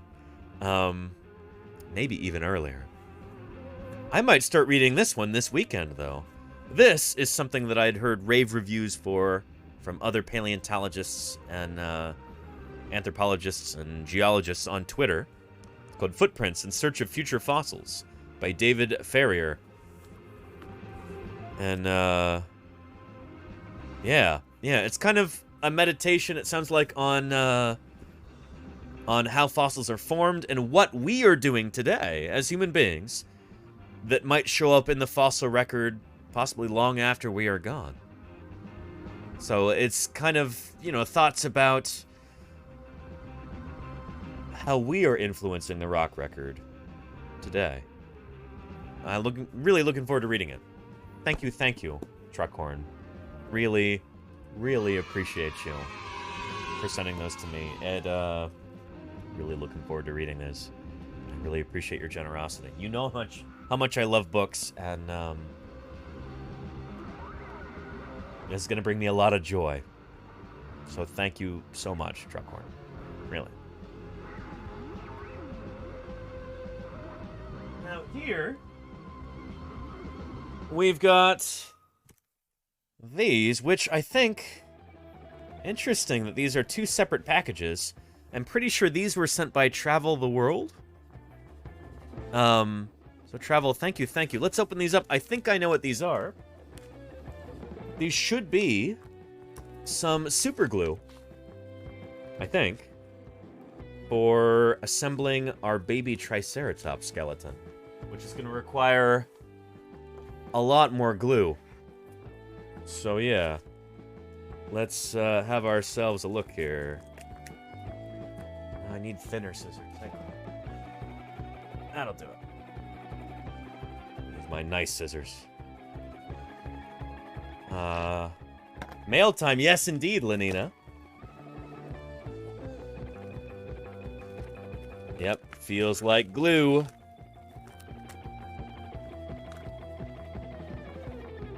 But, yeah. That looks like something you would like. Oh, cool, Bat Meddler. Yeah, you should check out that book. Looking forward to reading it. There we go. Yes. This is some of the best glue that I have ever used. I discovered this as a student at Montana State University. They had this in the bookstore, and this was the glue of choice for architecture students assembling their scale models of buildings for, like, their final projects. They swore by this glue. This is, like, the only stuff they would use. And, I picked some of it up there, and I've been using it ever since. It's really, really excellent. Bob Smith Industries MaxiCure Cyanoacrylate. This cyanoacrylate super glue was the extra thick kind, which I'm a big fan of. Good stuff. I think we've got 2 of these. So this should do the entire Triceratops. And you swear by that too? Very nice, Trek Nerd. You're also a devotee of Bob Smith Industries glue. It's good stuff. Yeah. Oh, and there's a... There we go. Doesn't say who it's from. I'm almost 100% sure this is from Travel the World, however. And you've used that brand of glue for scale models. It's great, isn't it, Caravan? Really, really good. I don't know what it is about it, but it feels somehow much more like professional and serious than like crazy glue, you know? Crazy glue feels cheap and tawdry compared with this cyanoacrylate here. This is really, really good stuff, and I am a fan. It's really excellent. Yeah. And Travel said it wasn't them. It was somebody that... Oh, shoot. It wasn't you, Travel? Well, thank you, Travel, for sending me the other glue. This doesn't show me who sent it, but whoever sent me this glue, I want to thank you from the very bottom of my heart. Thank you so much for your... I'm here to applaud the work of vertebrate paleontologists. For your generosity. And thank you, Programo Borg, for the follow. And, oh, and it was yours after all. Well, thank you, Travel. See, Travel, you've been so generous that, you're, like, losing track. I appreciate that so much, Travel. Holy cow. Thank you. Yeah, this is gonna last me a good while. There will be many 3D prints that I assemble using this. And I might actually save one of these and take it with me into the field. Because last year, having some super glue with me in the field was really helpful. Because one crew member may have accidentally broken another crew member's chair when he wasn't there. And needed to fix it really quickly so as not to get chewed out. I was able to loan them some super glue, and all was saved. So it's a good thing to have. It's a good thing to have. And hi to you too, Programo Borg. Welcome. Yeah. And you always write something down on the note. Yeah. So Travel, this one is from a third-party seller, so they don't do the note. Yeah. It's from Pleasant Grove, Utah. Routerbitworld.com. So they didn't do the note thing. Yeah, even if you buy an item off of an Amazon wish list, if it comes from like a third-party seller, then they don't do the note thing. But anyway. But you only sent one, though. That's interesting, Travel. Wow.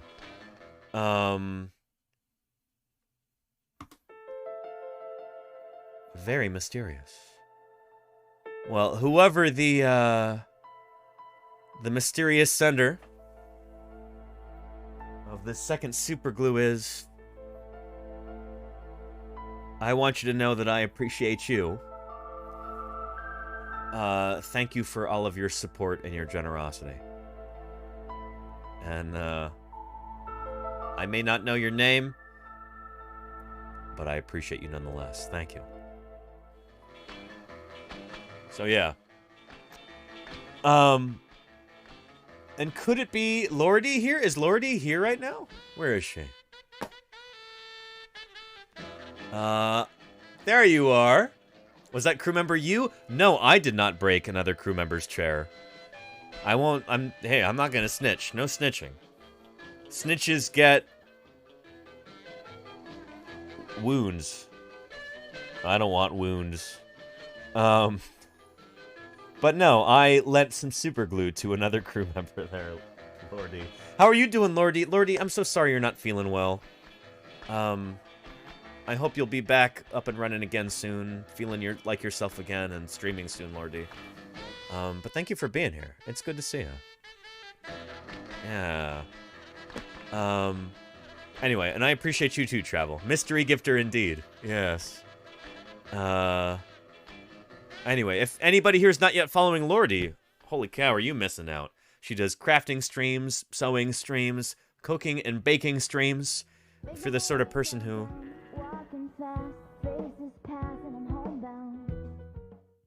Good day to all you lovely people. Great Rich Game, thank you for the 4 months of support. Really appreciate that. Welcome, welcome back to Paleontologizing, Great Rich Game. Thank you for that tasty, tasty prime there. Ooh, that's lovely. Appreciate you. Anyway, if you're the sort of person who, I don't know, does unusual things like eating food or wearing clothes, you might want to follow Lordy to learn how that stuff is made. She sews clothes, she makes food, she bakes bread, she does all kinds of cool stuff, and her stream is always a very nice, chill place to hang out. Her chat is significantly less boisterous than my own, so if you prefer a smaller, more intimate chat, you know, go follow Lordy. But don't follow her so hard that you make her chat more boisterous. Because then, yeah, then we're nowhere, you know? Anyway, nudists hate her. There you go, necromantic. I don't know if that's true. Everybody loves Lordy. Yeah. Anyway, oh, and she paints too. Yeah, absolutely. Yeah, Lordy does a ton of painting. What am I even saying? Yeah, she ought to stream more in the art category.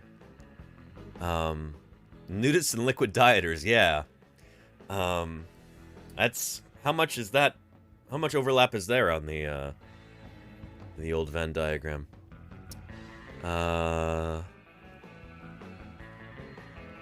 What are frogs? And David then asked, what are frogs? Wait, what? Mayor Space? I've never seen this before. That sounds amazing.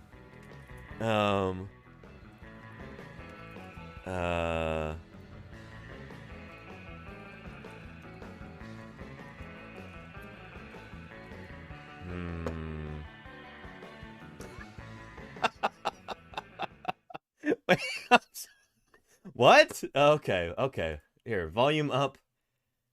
Let's see. Yes, select again. Bible for 400, please. During the second plague, these amphibians came out of the water. Stephen. What are frogs? Right. What are frogs?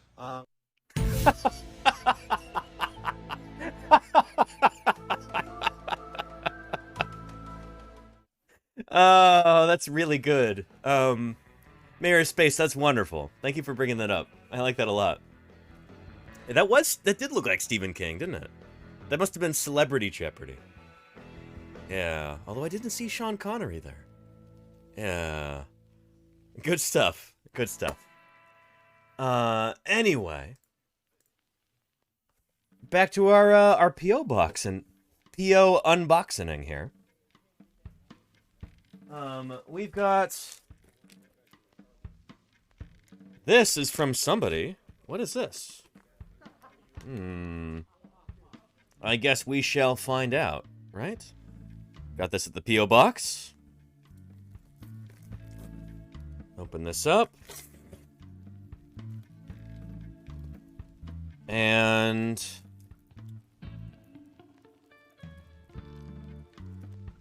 I think I know who this is from.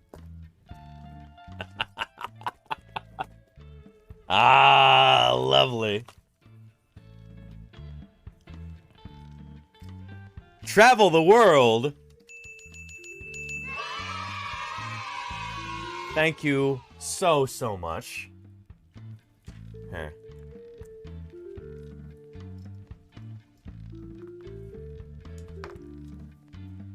Travel. Thank you.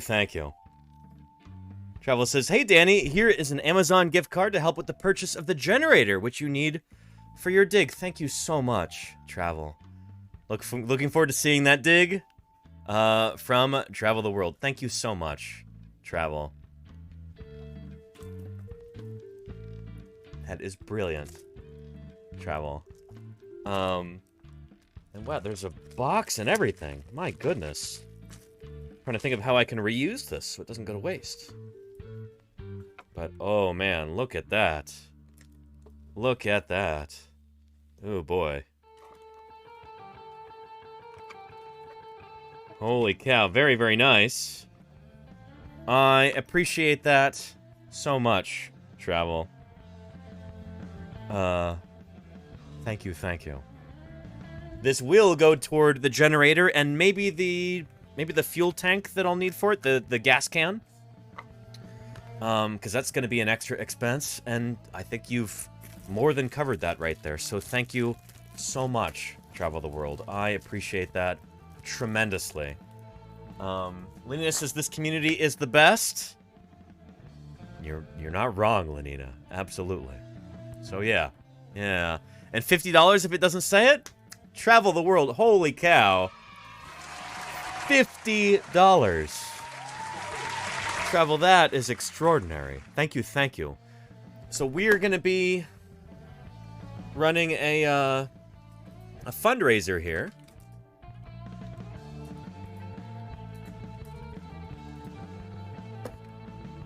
So I can get myself a generator that I'll need to run the satellite internet this next summer. And, because, yeah, the solar battery that we had last summer did not work. It just, the solar internet, the satellite internet takes way more juice than that. We actually need a legit generator for that.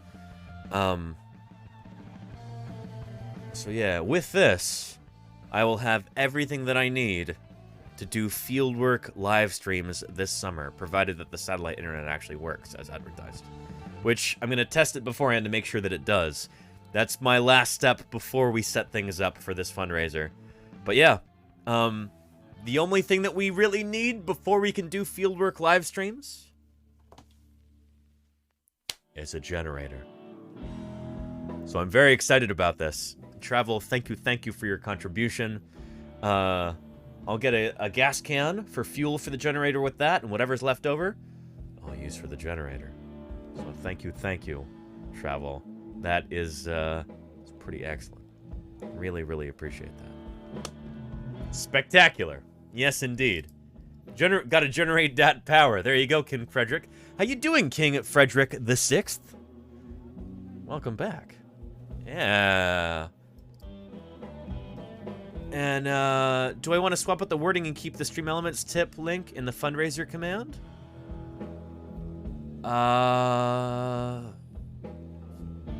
Confused, Claire. I don't know what you... We'll talk about that later. I don't know, I'm confused. There's too much going on. You know, my little stegosaur brain can't keep up. Let's take a look at this. We've got a card from a viewer here. I'm gonna put some tape over the return address real quick, because I don't mean to dox anybody. But, yeah. Oh, no, it was the camera. What was the wait, what? Fossil fuels for fossil... Yeah. It'd be nice if we could run off of solar power, but unfortunately... Well, hello. Dishart Games. How are you? Welcome to Paleontologizing. Arrived in force with their army of 320 chickens.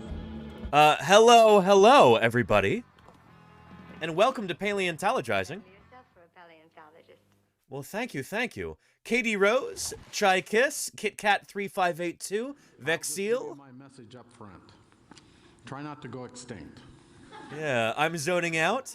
Jenna, Fanstarego, Small Kiri, Royal Techno. Funny. I mean, you know. They are kind of funny. Yeah.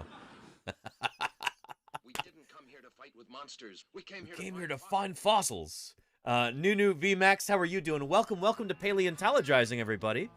It's so great to have you here. Thank you for joining us. And can we please get a big shout out for Dishart Games here? Thank you for the raid. If anybody is new here, and many of you seem to be, welcome. My name is Danny Anduza. I'm a dinosaur paleontologist. I'm here on Twitch trying to do some good old-fashioned science outreach. I was just talking about how I'm going to be doing fieldwork live streams this coming summer. Going to be digging up dinosaurs in Utah and Wyoming. And I'd like to take you along for the ride to show you live what it's like to dig up dinosaurs in the field. So yeah, holy cow.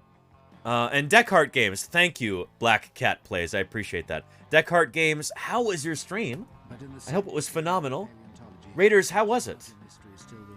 I hope it was really, really good. We've got a bunch of cool new people here. And, it was amazing. Awesome, Fanstarego. Awesome. Yeah. It's so good to have you here now.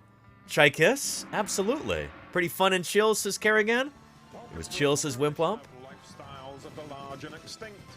Excellent. Well, everybody, welcome to Paleontologizing. Again, my name's Danny Anduza. I work on dinosaurs, I dig up dinosaurs, and now I talk about dinosaurs 5 days a week here on Twitch. I think to help introduce you to the channel, might be a good idea to introduce you to a good friend of ours. We call him Previously Recorded Danny, and he's going to tell you a little bit about who I am, what a paleontologist is doing here on Twitch, all that good stuff. So here comes a quick welcome video with, hold your horses. Goodness, he's eager. Previously Recorded Danny, really, he's just raring to go. So I'll be happy to answer your questions about dinosaurs and other fossil critters and science in general after this quick video, but right now he is just champing in the bit. So, Previously Recorded Danny, take it away. Thanks, present day Danny. You know, people ask me all the time, Danny, how did you first get interested in paleontology? And I've always been interested in fossils from the earliest time I can remember, particularly dinosaurs. My parents like to say that I decided I wanted to become a paleontologist pretty much the moment I realized I couldn't grow up to be a dinosaur. And believe me, I tried. I was born and raised in the San Francisco Bay Area, which is a lovely place to grow up. Except that we haven't got any dinosaur fossils here. So right after high school, I packed up and moved to Montana, one of the best places in the world to find dinosaurs. Just a couple days after I arrived in Montana, I started working at the lab at Museum of the Rockies and the paleontology program founded by Jack Horner.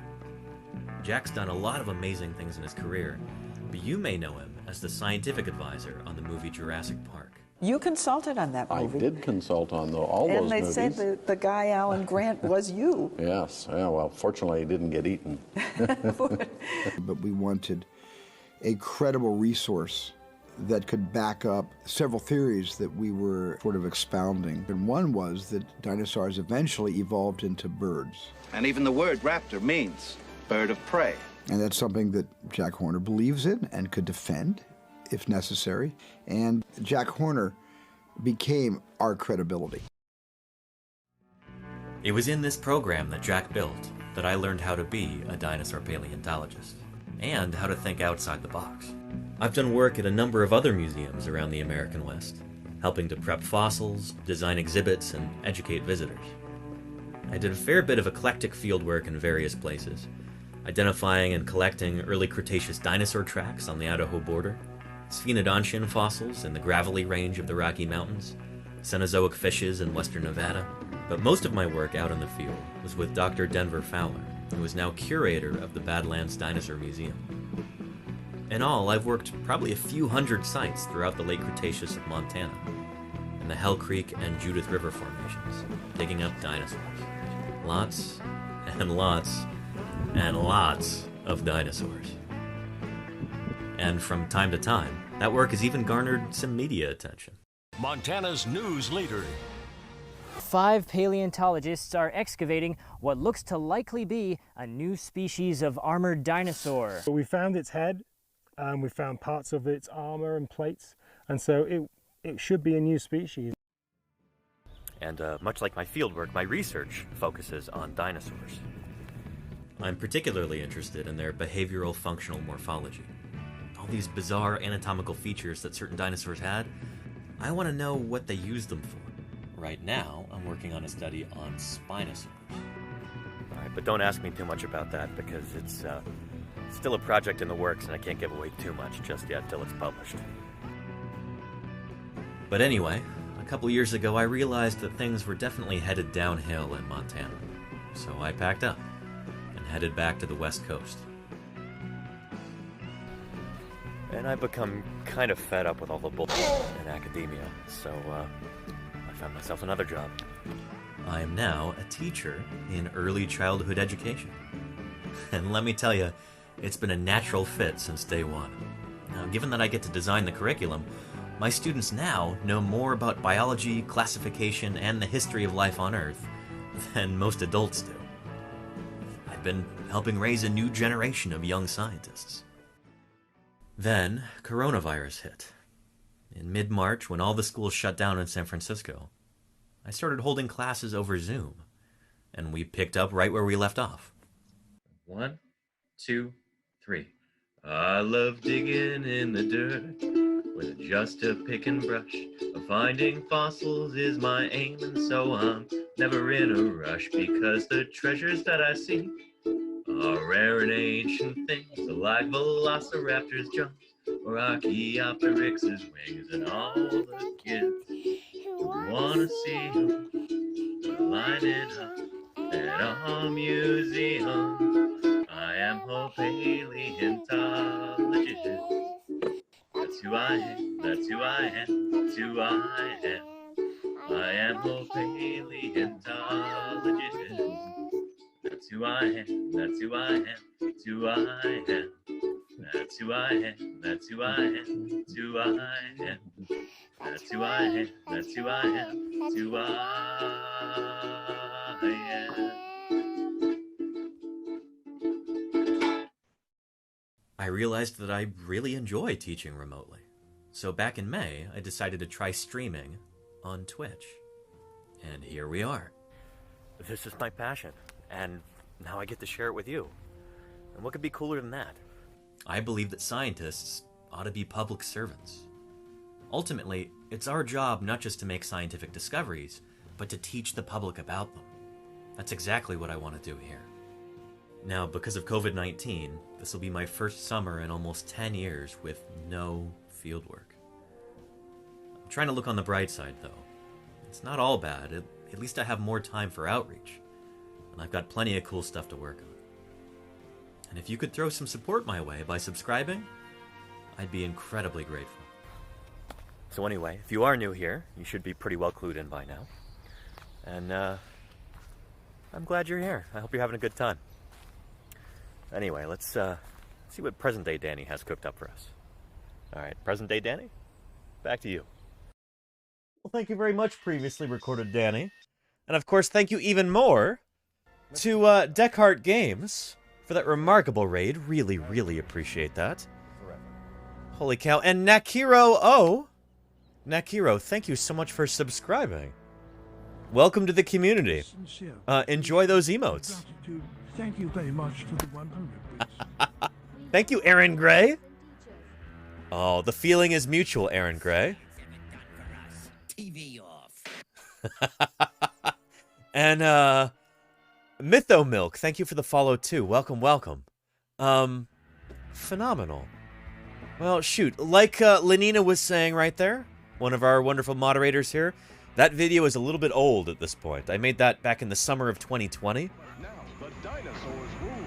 And I now teach full-time here on Twitch, I guess. I no longer teach in person. I'm doing this full-time. It's kind of a dream come true to be able to talk about dinosaurs full-time here on Twitch, answer your questions. So if anybody has any questions about dinosaurs, about natural history, about extinction and evolution and the fossil record, don't be shy. Let me show you something that I've been working on. And thank you, Kerrigan and May Anonymous, for the follows. Let's scoot this over. There we go. This is a life-size baby Triceratops that I've been 3D printing and assembling. Well, I 3D printed it a while ago, and I've been assembling it for the past couple weeks. It's not done yet, but here is the skull. Right here, which is complete and assembled. A life-size baby Triceratops skull. This is all going to go right up here on top of my bookcase. Appreciation and gratitude. Thank you very much for the 100 bits. And thank you, Magnolia Sims 80, for the 100 bits. Really appreciate that. Thank you, thank you. looking at the wrong camera. Thank you, Magnolia Sims. Did you know magnolias, that kind of flower, that kind of tree, have been around since the time of the dinosaurs? Those actually predate Triceratops. One of my very favorite dinosaurs, Triceratops. I've dug up a lot of these over the years, and honestly, I think one of the coolest dinosaurs because we have so many specimens of it. It can tell us so much about what these animals were actually like. We've got a lot of data on Triceratops. So yeah. Anyway, and yeah, these are all 3D prints right here. And thank you, Shellin Panda, for the follow. Welcome to Paleontologizing. Yeah. So yeah. And a Black Cat places, so if that's a baby head, how big would an adult be? Again, this is the world's smallest baby Triceratops. This is actually based on a specimen, like, this is 3D printed, but the real thing is just down the road from me in Berkeley, California, at the University of California Museum of Paleontology. What science ever done for us? TV off. And thank you, Ketchup Rubber Buns, for the follow. Welcome. Yeah. Let me show you how big a full-grown Triceratops, or maybe not full-grown, but close to full-grown Triceratops skull can be. Here is... that's some dingus right there. I don't know who that is. Standing next to the skull of the Triceratops from the Yoshi's Trike site.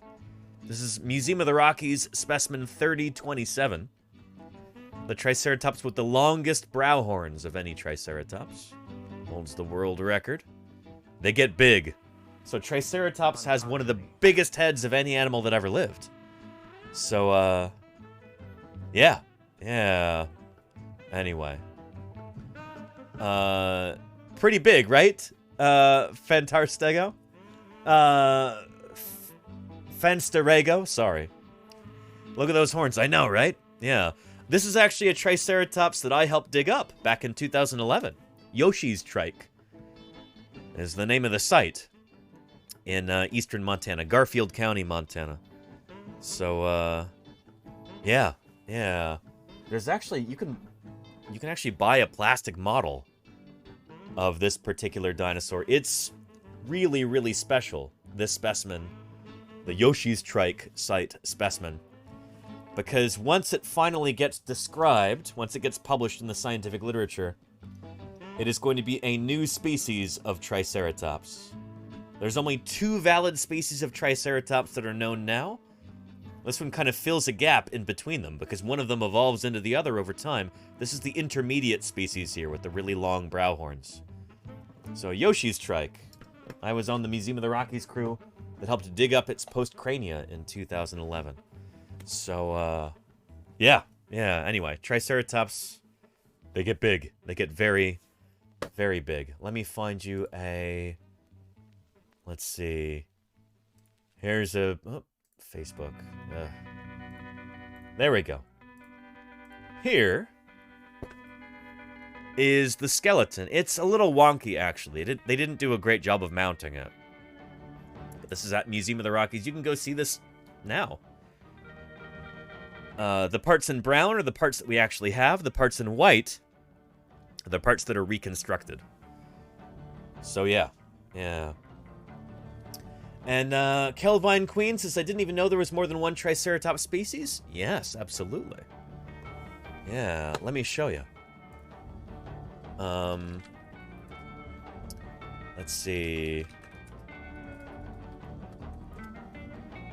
There we go.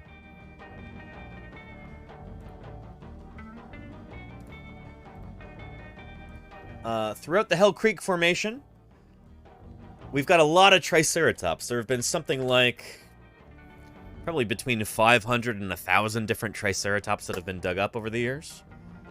And there's an interesting kind of trend. This is a little bit annoying because these should be flipped. The ones up here should be down here and the ones down here should be up here. Because this one, Triceratops horridus, we find these at the bottom of the Hell Creek Formation. About 68 to 67 million years old. And then Triceratops prorsus we find at the top of the Hell Creek Formation, closer to 66 million years old. And so these animals are changing there over time. If we're really careful about documenting when exactly these critters are from, like where we dig them out of the rock layers, then we can put them all into order. And, here we go. Look at their evolutionary trends. So here's a paper I've worked with Denver and with John, digging up Triceratops with both of them for Museum of the Rockies over the years. Triceratops horridus at the bottom of the Hell Creek Formation. Then you move up and there's this as yet unnamed species in the middle. That's the one that I helped dig up, Yoshi's trike. Because if they're removed, America loses them forever. Avanacious, thank you so much for the Prime sub. I really appreciate that, Avanacious. Thank you, and welcome to the community. Enjoy those emotes. We've got some Triceratops emotes. Would anybody care to throw some of those up in chat? That Triceratops species is this intermediate one right here. Yeah. And then at the top we've got Triceratops prorsus. You can watch how big the nasal horn grows. It starts off pretty small, and then it gets progressively larger and larger. So small, bigger, bigger, biggest. And then at the very end, 66 million years ago, is when these guys go extinct. That's when the asteroid hits. And Triceratops no more after that. So yeah. Yeah, anywho. But yeah. Yeah. And it's like an ancient non-mammalian buffalo. Sure, Polishy. Yeah. Yeah. So yeah, anywho. And pretty sad, says Fanstarego. Well, I mean, you can look at it that way. I'm certainly sad that we don't have non-avian dinosaurs around today. Dinosaurs never went completely extinct. They went extinct except for one little group. Who can tell me what that group was? What's the one group of dinosaurs that survived the asteroid impact? Does anybody know? Not crocodilians. Crocodilians are like cousins to the dinosaurs, but they're not dinosaurs themselves. Yes, indeed. Birds. Birds are the last surviving group of dinosaurs. Aves, there you go. Yeah, Anonymous Edward. Yes, indeed, aves. So yeah. Yeah, including chickens, Botleak. Yeah. So yeah. Yeah. Kerrigan says, do you sometimes wish the Jurassic Park storyline will happen? I don't want it to go that way. Shoot, no. You know, maybe we'll watch a video here about this. But yeah. My old boss, Jack Horner, is involved with a project to try and kind of resurrect dinosaurs. Not quite like in Jurassic Park, but maybe you'll see. Yeah. But yeah. And Kellavine Queen says the standard representation we often see of Triceratops in media would approximately resemble which of the three species? Probably Triceratops horridus. Kellavine Queen, yeah. Here, probably the one toward the bottom with the smallish nose horn. Triceratops horridus. So, for instance, here is the one. This is the Hatcher specimen from the National Museum of Natural History, the Smithsonian in Washington, D.C. This is the Triceratops from there. And, Triceratops horridus. That's actually Triceratops prorsus right there. But there you go, yeah, Triceratops horridus. This is probably the one you're most likely to see in pop culture most often. That's actually a pretty decent one. Just ignore those spines on its butt. They probably didn't have that. But yeah. Yeah. Anyway.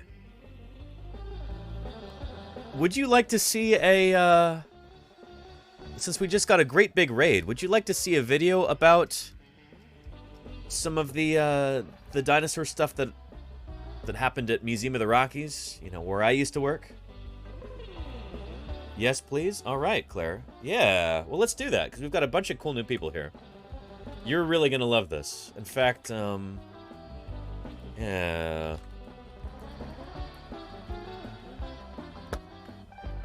Let's see.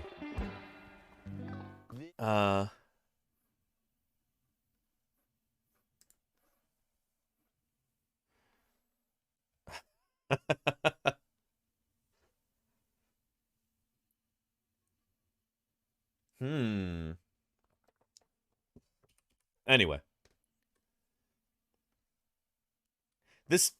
This makes me so happy because she is a veteran reporter. Lesley Stahl has been doing journalism for a long, long time. She says this is her favorite story that she has ever done. She thinks this is the most interesting piece she has ever worked on, and that makes me really, really happy because this is where I became a paleontologist, at Museum of the Rockies there, you know?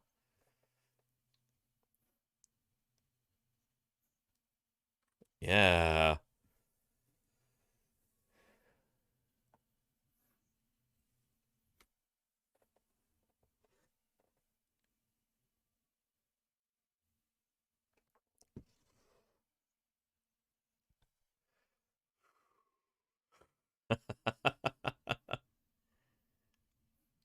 Oh, just quick detour. Polishid, the frill on the back of a Triceratops, like all ceratopsian dinosaurs, and there's many different kinds.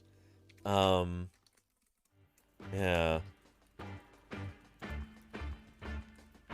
It's for display. Like, that is our overall conclusion about these critters and what they're using those horns and frills for. There's many different kinds of ceratopsian dinosaurs. Here's just a few. Most of these are from North America, a few from Asia, too. But, really wide variety of different horns and frills like that. The fact that these evolve so quickly seems to be an indicator that these are for display. So this is key to the animals' like social structure and their sociality. Like, these are critters that are using these as like signaling devices to each other. Species recognition, ontogenetic signaling, stuff like that. Yeah. If it were just for defense, if this were just like a shield and then swords, like the old idea that these were like medieval knights that are jousting with these, then you would think that they would like hit upon one design and they just kind of stick with that and kind of refine it. But no, they just go nuts with these different designs, like these different morphologies for horns and frills. So look at Aeneosaurus right here, with that crazy like can opener snout like that. Yeah, Pachyrhinosaurus, who's got no horn at all right there. Yeah. Anyway, this seems to be, it's really cool because you can kind of trace the evolution of these dinosaurs through their headgear over time. And we're starting to be able to finally figure that out, finally put them into their correct order, and basically watch these creatures evolve over time. They are like Elizabethan collars. There you go, Golganek. This is less like, you know, it's less that these things evolved for, like, attack and defense, and more that they evolved as, like, fashion. You know, fashion changes remarkably quickly. What's that old Oscar Wilde quote? It's something like, what is it? Oh, fashion. What is fashion but a form of ugliness so reprehensible that it has to be altered every 6 months? It's like this. Although I think these critters are beautiful. Just constantly changing over time. So yeah, and it is like deer showing off their huge antlers. Yeah, Anonymous Edward, yes indeed. For display like that, yeah. And if I were a dinosaur, what kind of horns would I want to have? Probably short ones. Wimp womp, so they wouldn't get caught on stuff. I don't know. Yeah. Anyway. Yeah, here, Lesley Stahl talks about this. There are, as you saw in the... Yeah. Birds and dinosaurs. Yeah.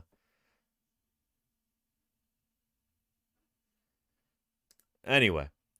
Just a teaser until we watch the actual video. Yeah.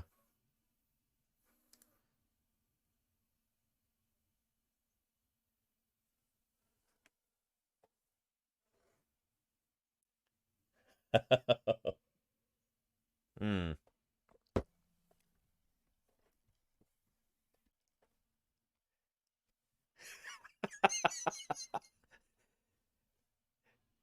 No, it's...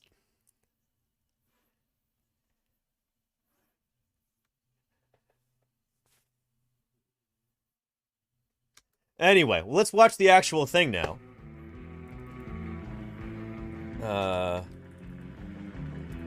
Here we go.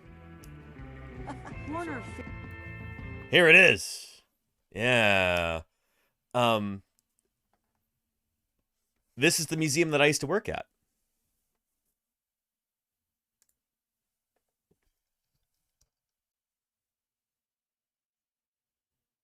You'll see Kelvin Queen. Yeah. Hmm.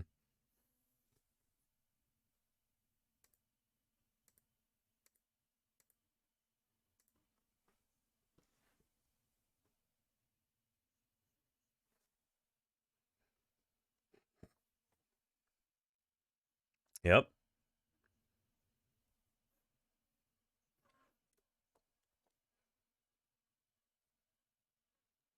So this is the guy that ran the museum I used to be at. This is my old boss, Jack Horner.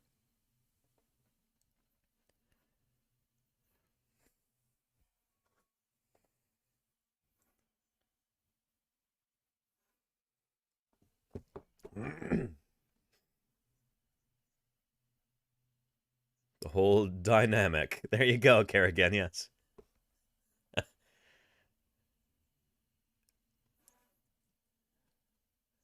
So anyway, I took that clip for my welcome video. But yeah.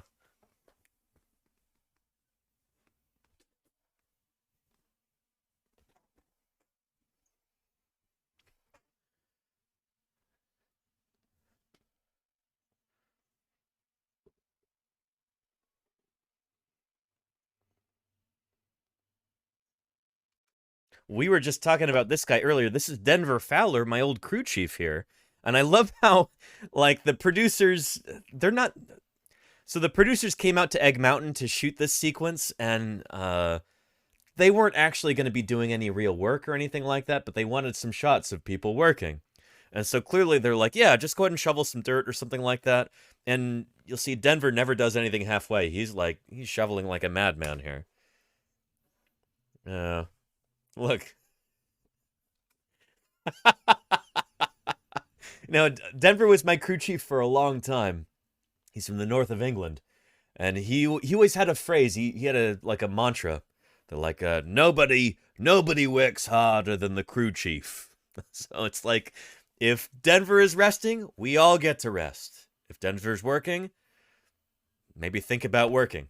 But yeah, Denver's a guy who likes to lead from the front. And you kind of see that here. I appreciate that about him. Yeah.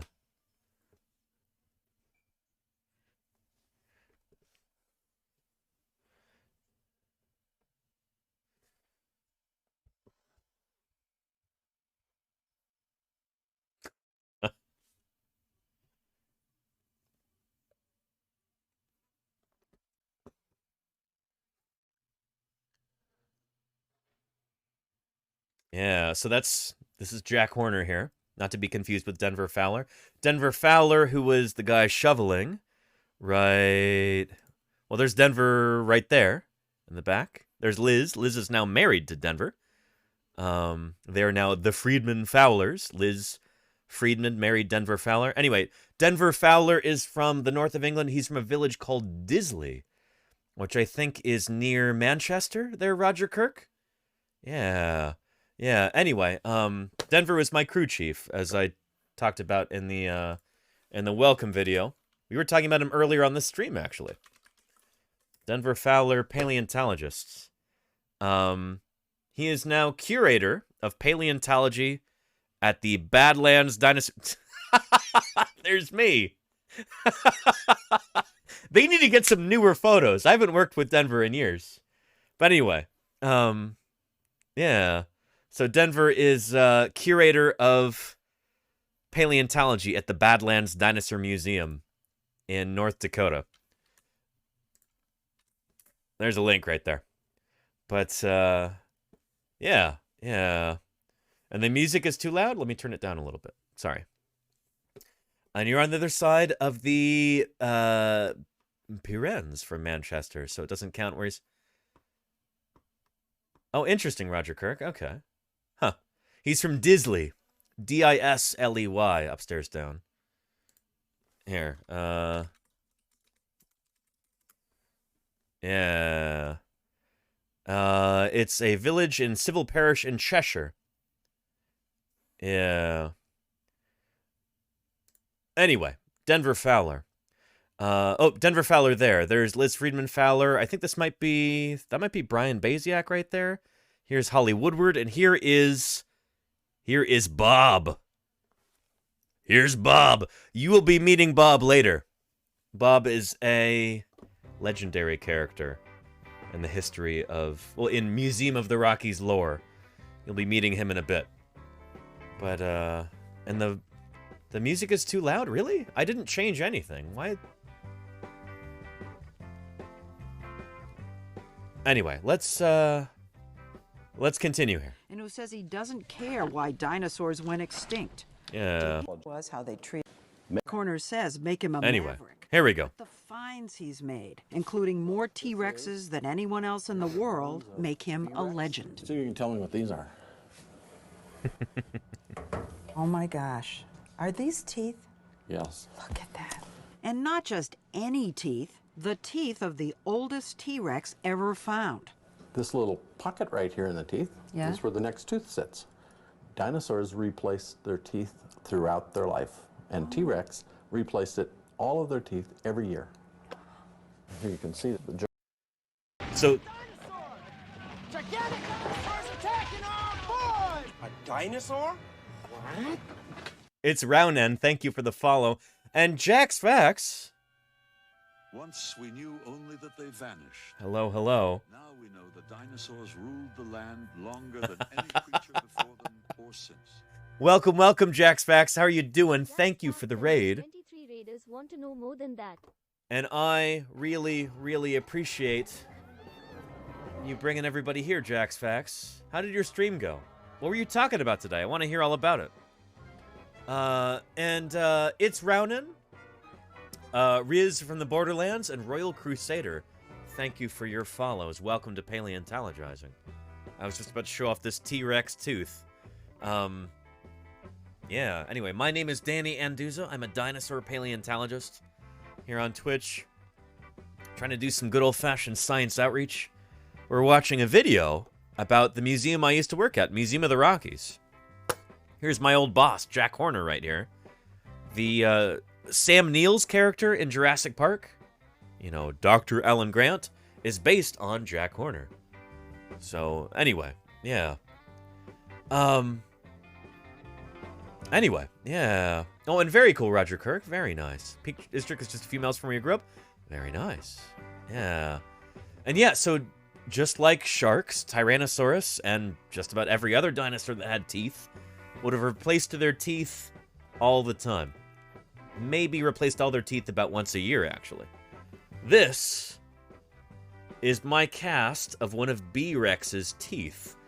This is the same Tyrannosaurus that you'll see in this video here. And this is one of her, yes, her teeth. We'll talk about that in a minute. But this is probably one of the maxillary teeth. And it looks like from the left maxilla, I would say. But anyway, you see that kind of divot right there? How it kind of goes, whoop. There's like a vague U shape in there. That divot is where the next tooth sits. This part up here is the root. The enamel part that sticks out of the jaw is right there. All the rest of this is the root. They had very deeply rooted teeth like that. And so this is one of the teeth that the animal would have still had when it was alive. And then after it died and everything disarticulated, this fell out of the jaw. But this is one of the teeth that the animal was using before it died. So this tooth was still in commission. Pretty thick, right? These guys have really big, thick teeth. These are not like steak knives. These are not evolved for cutting or slicing. These are evolved for puncturing and crushing. A really cool thing about tyrannosaurs, especially T-Rex, is that when these animals are fully grown, they've got big, thick teeth that are just used for pulverizing their prey. So, yeah. Kerrigan says sharks stem from the Megalodon, right? No, Megalodon didn't leave any descendants. Megalodon was a dead end. Kerrigan. Yeah. Megalodon died out about 2 million years ago, I think. So, yeah. Yeah. Roger Kirk says Sam and Ellie were the cool people when I was growing up. Whenever they play in any film, are auto cool. Agreed. Yeah. Man, I had the biggest crush on Laura Dern growing up. Yeah. Ellie Sattler. Be still my heart. So yeah. But yeah, anyway, Megalodon. I have a Megalodon tooth too, Kerrigan. This one's 3D printed. I mean, my T-Rex tooth is a cast that I made while I was at Museum of the Rockies. This is a 3D printed Megalodon tooth. This is about as big as those teeth get. I should really paint it, because it doesn't show up very well on camera when it's just black like that. But, yeah. Anyway. Megalodon is part of genus Otodus, which I think it's related to mackerel sharks or something. But they, yeah, Megalodon did not leave any descendants. It died out around the same time that a lot of its prey species died out. These small whales that it would eat were now gone. And Megalodon disappeared with them. So yeah, it's strangely relieving, says Loops Loop. Yeah, don't have to worry about Megalodon anymore. As cool as it would be to see a shark that big.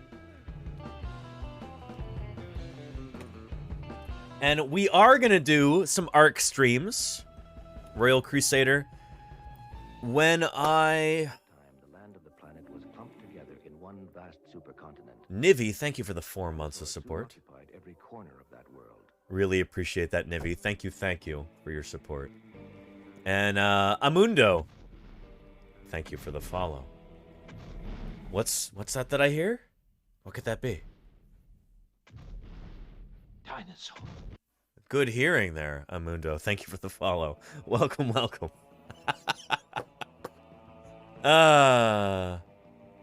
Where is my generator? I need to get myself a generator for field work for the summer. Something like this. Or probably a 1000. Yeah. So that I can do live streams from the field this summer. I'm going to be doing some live streams from the field, showing you what it's like to dig up dinosaurs live on stream. And so, but I need to get a generator to do that. I tried to use a solar battery pack last summer to run the satellite array, and it didn't have enough juice. So the solar internet did not work. So yeah, I got to get this to make that work this summer.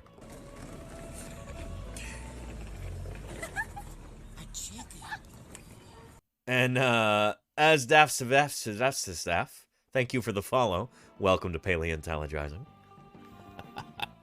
And I'm going to be in Wyoming and Utah and maybe Montana too this summer, Roger Kirk. We'll have to see. So yeah. But we're going to be doing a generator live stream at some point to raise funds for me to buy a generator so I can do fieldwork live streams. And I'll be looking at some of the dinosaurs in ARC, which I've been told are not very authentic. So that'll be interesting, I'm sure. Yeah. And Denver the Last Dinosaur, I've never actually watched that cartoon, Roger Kirk. I know the theme song, but I've never watched it. I don't think dinosaurs actually skateboarded or wore sunglasses. So, yeah. Anyway, and Geologic, you should give a talk at... Oh, I'm going to be attending a conference there, Geologic, and presenting some research there within this next year, Geologic. Yeah. Very cool. Geologic, are you maybe a member of the Utah Friends of Paleontology? you've got so many great things there in the Beehive State. Anyway, Really spectacular. Spared no expense. and thank you Megatronus for that gift sub. I appreciate that. Look, we are now at 16 out of 40 gift subs for the day. Wonder if we can get to that goal. But very nice. Very nice. Anyway, that's they're doing Dino Fest or something. Paleo Fest? What do they call it? In Utah Geologic. But yeah, that's gonna be cool. That's gonna be cool. Yeah. And Kelvine Queen says, I'm up for a stream of you ranting about the inaccuracies of dinosaurs in different media. I do that a lot, Kelvine Queen. Although, I try and be positive about it, you know? It's much less like, oh, these dinosaurs are inaccurate. Like, they should be a lot better. Well, actually, you know, it's not like that. It's more like, shoot, real dinosaurs are so much cooler than these garbage designs, you know? The more we learn about dinosaurs, the cooler they are. And the thing that makes dinosaurs so fascinating is that they were real. And at every turn, the reality of dinosaurs is far more interesting than any fictional thing anybody's ever come up with. So, yeah, I don't know. The reality and authenticity of dinosaurs is what makes them so fascinating. That's what captures people's imaginations. You can make up any kinds of fictional creatures, but they'll always be fake. Dinosaurs are real. That's what makes them so compelling. So yeah. And it's 65 trip. We might save that for another time, Truckhorn, because we've got to continue this here. Yeah. Let's do it. But Horner is most famous for discovering a kinder, gentler side of dinosaurs. You like that? Yeah. Here in the Badlands of Montana, he and his team uncovered the first dinosaur nesting ground in the world. A vast landscape of eggs, nests, and babies that helped change our image of dinosaurs. Thanks to Horner's influence, Jurassic Park showed that most dinosaurs were social animals who lived in colonies. And he's found evidence they actually cared for their young. This is the tibia, the shin bone. Right. And this is a little less than a month old. And here is the same bone. Of an adult? Watch her reaction right here. Watch Leslie Stahl's reaction. This makes me so happy to see. Just the wonder in her eyes. Watch. Here is the same bone. Of an adult? Of a 1-year-old.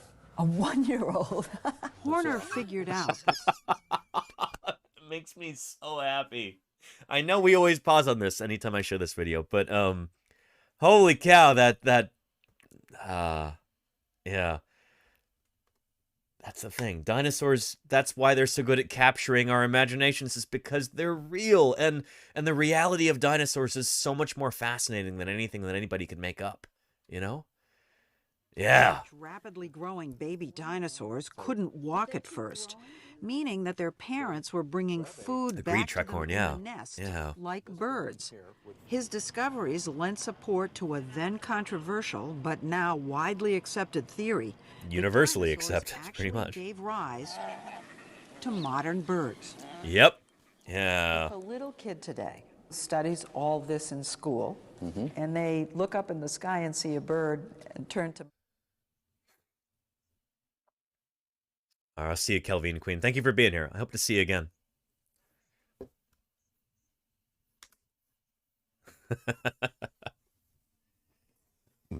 There you go, Cryonics. Yeah.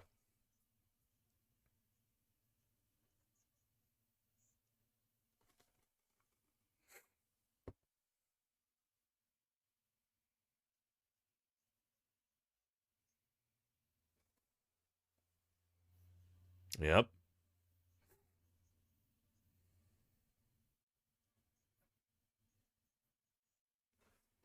Yeah. Pretty much entirely settled. I mean, this came out, what, like 10 years ago, something like that? Yeah. Nowadays, you would be hard-pressed to find an ornithologist, a bird scientist, a paleontologist, an evolutionary biologist who doesn't accept the idea that birds evolved from dinosaurs. It's pretty universal nowadays. In fact, we've got a bunch of cool new people here. I should show you. Somebody type in !turkey into chat. Yeah, because I've got a neat thing there. Thank you, Lenina. Quick on the draw there, Lenina. Very nice. This is an infographic that I made for Thanksgiving in 2021. American Thanksgiving is a holiday in which Americans get together and remember very dubious history and watch sports ball and get into arguments. And they eat a bird called a turkey, native to North America. One of these is the skeleton of a turkey, and one of them is a velociraptor. It's probably pretty easy to see which is which, but the differences aren't what's important here. The similarities are what we're highlighting. I put this infographic together to show all of these different characteristics that birds have that they actually inherited from their dinosaur ancestors. From their upright stance, their hinge-like ankle joint, their backwards-pointing pubic bone, their hollow bones in general, their wishbone right there, their S-shaped neck, the shape of their skull, even their feathers, are all derived from their theropod dinosaur ancestors. So yep, that is Velociraptor mongoliensis on the left. You are correct, Claire Burr. Yes, indeed. So, yeah. No, on the right. Sorry. On the right. This is Meleagris gallopavo on the left. That's the turkey. You got me, Claire. You got me. Oh, anyway. Yeah. Yeah. No, you got me good, Claire. Anyway, real-life Velociraptor would have looked something like this. Yeah. This is a prehistoric planet depiction of Velociraptor. It would have looked like a big, scary, ground-running bird, basically. Yeah. We know this because we've found quill knobs on the arm bones of Velociraptor that show that they had big wing feathers that came off of their arms like this. So yeah, not only is it a dinosaur that could sink its claws into you and hold you down and eat you while you're still alive, you would do so by flapping its wings to generate enough thrust to stay on top of you as you're struggling and as it's eating you. It's pretty cool, you know? So yeah, yeah. Nakiro, hey, I hope to see you around soon. Nakiro, I stream 5 days a week, so feel free to come back whenever you like. You have a great weekend. Take care, Nakiro. Thank you, thank you. So yeah, yeah. It's not cool to be eaten, says TMK. Well, stay away from Velociraptor then, or any other of the dromaeosaurs. Velociraptor and all of its relatives.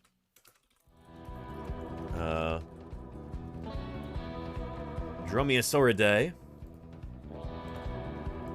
Yeah, these critters are not to be trifled with. Even the little ones. That's Microraptor, there's Velociraptor, Ostroraptor, Dromaeosaurus, Utahraptor over here. Ooh, boy. Yeah. And Deinonychus over here. Yeah. Anyway, Utahraptor is such a cool critter.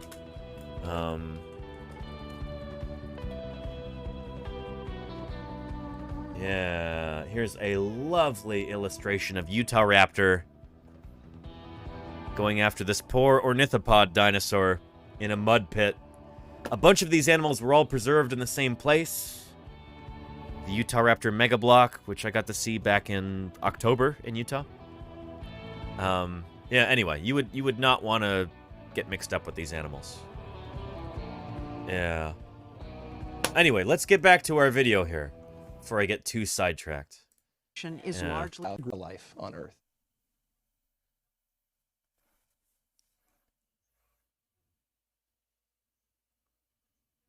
Yep. So yeah, birds are living dinosaurs.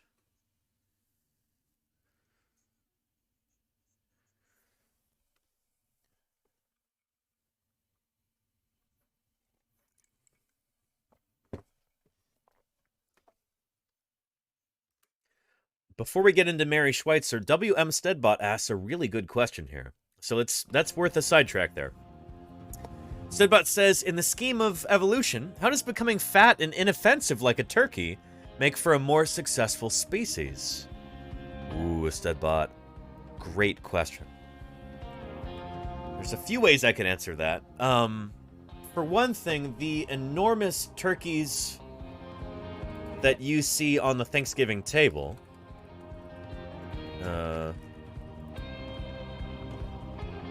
yeah, like this enormous critter that's like almost too big to walk.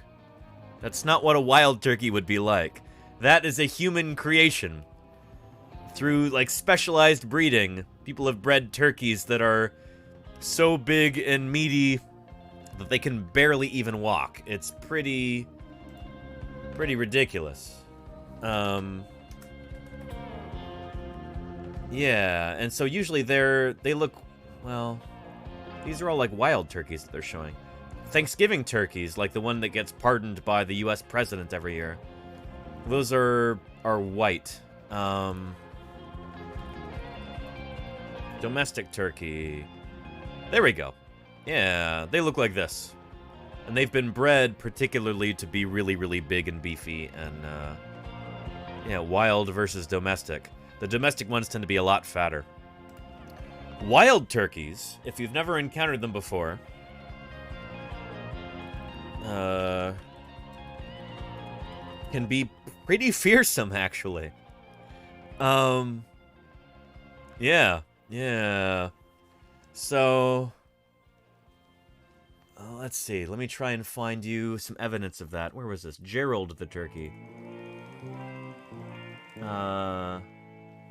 There we go. Gerald, Oakland's combative turkey. We would watch Gerald up there in the tree. He would sing his song really loudly for the whole neighborhood to hear. Gerald is a turkey and a So this is a kind of local celebrity here. It was recently closed for a time because Gerald was too aggressive. Thank you, Lily Coy, for the follow. Welcome to Paleontologizing. It's good to have you here. Here is a whole park that had to be closed because of one particularly aggressive turkey. We would watch Gerald up there in the tree. He would sing his song really loudly for the whole neighborhood to hear. Gerald is a turkey and a moody one, at least lately. Yeah. Longtime resident of Oakland's Moorcock Rose Garden, a park that was recently closed for children. And thank you, Golganek, for the 18 months. Wow, almost an entire year. Almost a whole year there, Golganek. Thank you so much for the 18 months of support. Really appreciate that, Golganek. Thank you. Gerald was a menace. He had to be, it took like, I think 3 or 4 animal control officers to finally bring him in. Rose Garden, a park Holy that was cow. recently closed for a time because Gerald was too aggressive. My daughter once said that a friend had visited her and had gone out onto the street to her car, and Gerald attacked her car. Gerald's behavior only turned sour recently, but enough so that the city not only closed the park, they hatched a plan to have Gerald relocated. Right now, the city of Oakland is trying to catch Gerald, and if they do catch him, then my department, the Department of Fish and Wildlife, has permission from a property owner in the East Bay Hills to relocate Gerald over there. The move to the East Bay Hills is not good enough for Gerald's many. I'm sure to a secure facility with, 25-foot high electrified fences and the concrete moats and the motion tracking, motion capture tracking systems and all these other security systems in place, to keep him contained. Supporters. He's been part of this community for a long time, and over 13,000 people signed our petition to save his life and allow. I love living here in the Bay Area. There's even a sanctuary willing to take Gerald to Animal Place in Grass Valley. You can have a soft release, and that means that he is Look at her hair. in an enclosed area which is safe from predators. He's familiarizing himself with the area. and then he's released into the wild. But state officials say the sanctuary isn't properly permitted for a turkey, and Gerald would first have to be captured, quarantined, and transported nearly 140 miles. Wow. In recent weeks, Gerald's kept a low profile here at the park, and reportedly his behavior has improved. What I would give to see him just suddenly tear down that little concrete path right there, and then just attack the news anchor attack the reporter would be so funny, but alas, that's not what happened Maybe here. in large part because mating season is over. And besides, after weeks of trying, city turkey catchers have yet to track down the elusive Gerald. In Oakland, Laura Anthony, ABC 7 News. So I've actually met Gerald before. I bet you I could find some pictures of him, but it might take a minute. But anyway, I encountered a big, very, very, self-assured male turkey in that area. This is where a couple of my friends used to live, near Morecambe Rose Garden in Oakland. And, I'm pretty sure I've met Gerald before. I'll have to, review the photos and try and match him up. But I'm pretty certain it was him. But, we were staring each other down from across the street. And it's I stood my ground, he stood his ground. There was some mutual respect going on there. I don't know. I've dealt with some pretty big birds before, and I generally know how to handle them. A turkey can claw you up pretty good if they manage to bring their claws to bear. But if you grab them by the neck, they don't have a super long reach, so... Anyway, yeah. Lil Coy says, a group of 4 or 5 wild turkeys came to my office and were banging on the windows for hours. Yeah, so I guess we got into this because, well, shoot.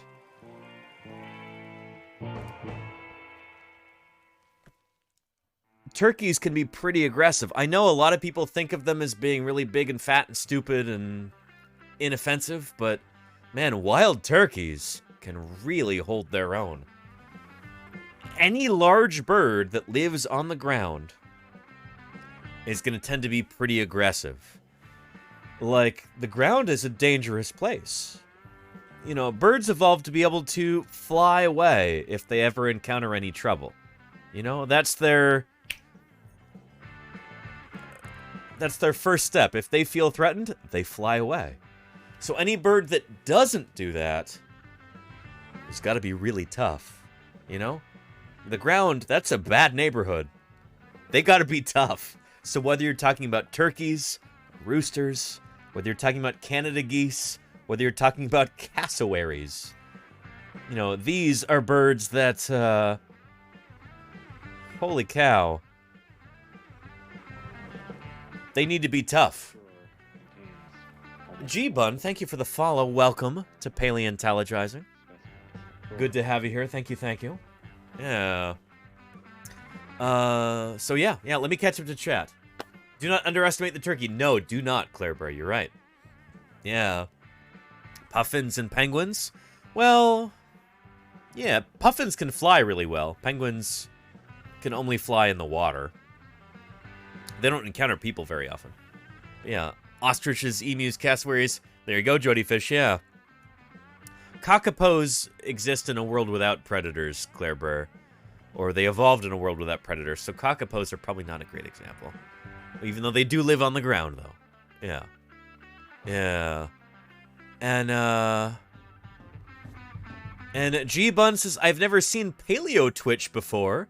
I love the stream so far. G-Bun, am I saying your name right? I hope I am, but welcome to Paleontologizing. Here on Twitch, I talk about fossils, I answer viewer questions, I try and give you an inside peek into how fossil science works. So yeah. Speaking of which, let's keep an eye on our 3D printer. I need to make sure that I don't run out of filament here. Let me go check on this. But I'm printing an iguanodon hand right now. Let's see how we're doing filament-wise so it doesn't run out.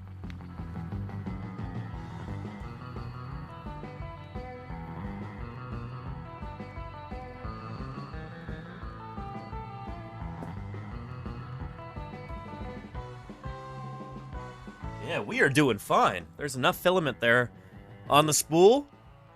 Very nice. So yeah. Anyway, all the things that you see behind me, G-Bun, these are 3D printed fossils because real fossils, ones that are scientifically important, you know, objects of scientific inquiry, they, where do those belong? That belongs in a museum. It's true. So yeah. Anyway, it belongs in a museum. There you go, Jody Fish. Yeah.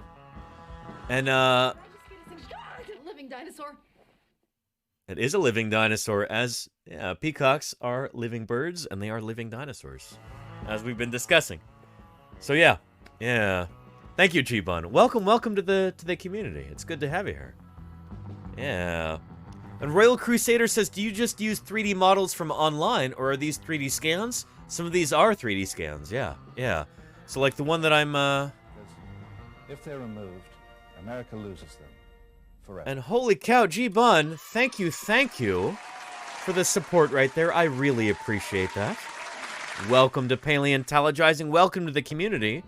Enjoy those emotes like these, and these, and these, and these. Those are all yours now, for as long as you stay subscribed. Great to have you here. Thank you for joining us. Holy cow. Oh yeah. And Royal Crusader, a lot of mine are from online. Some of them have been sent to me from other paleontologists.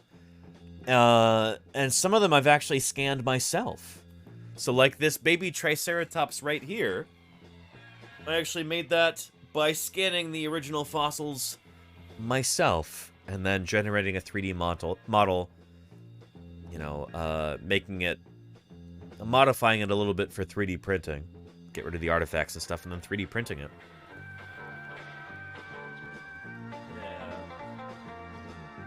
Baby Triceratops. Yeah. And then I've got a full-size baby Triceratops skeleton that I've already printed, and I'm now assembling that. And that is right here. Still working on it, but it's gonna go up on top of the bookcase when it's all done. And I'm very excited about that, so stick around to see more progress there. Hopefully in the next couple weeks, that'll be up there, and we can celebrate. So yeah. And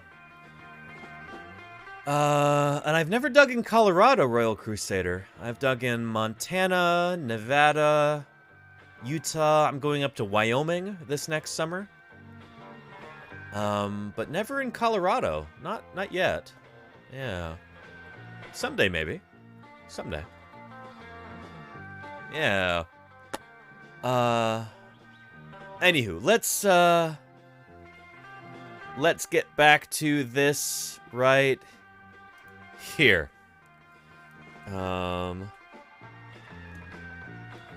Here we go. His discoveries lent support to a then controversial but now widely accepted Muttaburrasaurus. Scout, we just talked about Muttaburrasaurus the other day. You should check out the YouTube page. I think that's in the title for one of our latest VODs. Yeah, Muttaburrasaurus. That'd be an awesome print. Holy cow. I'd love to print a full-size one someday. Dinosaurs actually gave rise to modern birds. Thank you, Claire Burr. If a little kid today studies all this in school, and they look up in the sky and see a bird and turn to mom and say, you know, that's a dinosaur. They're right. They're right. They're right. Jack Horner told us that birds are dinosaurs.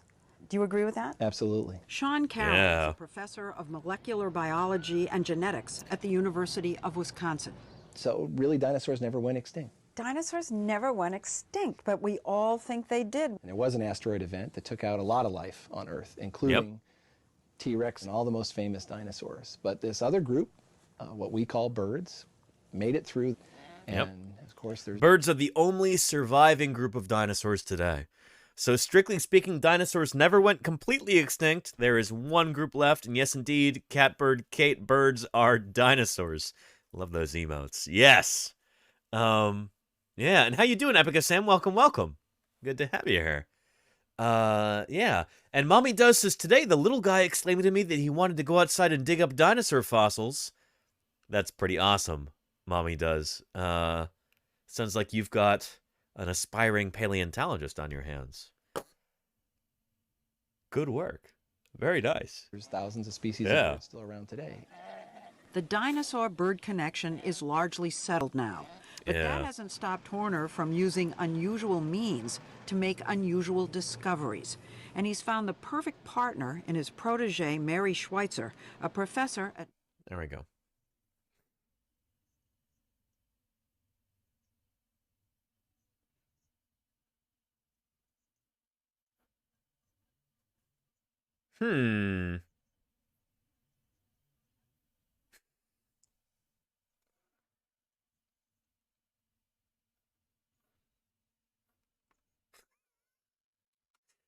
So, yeah.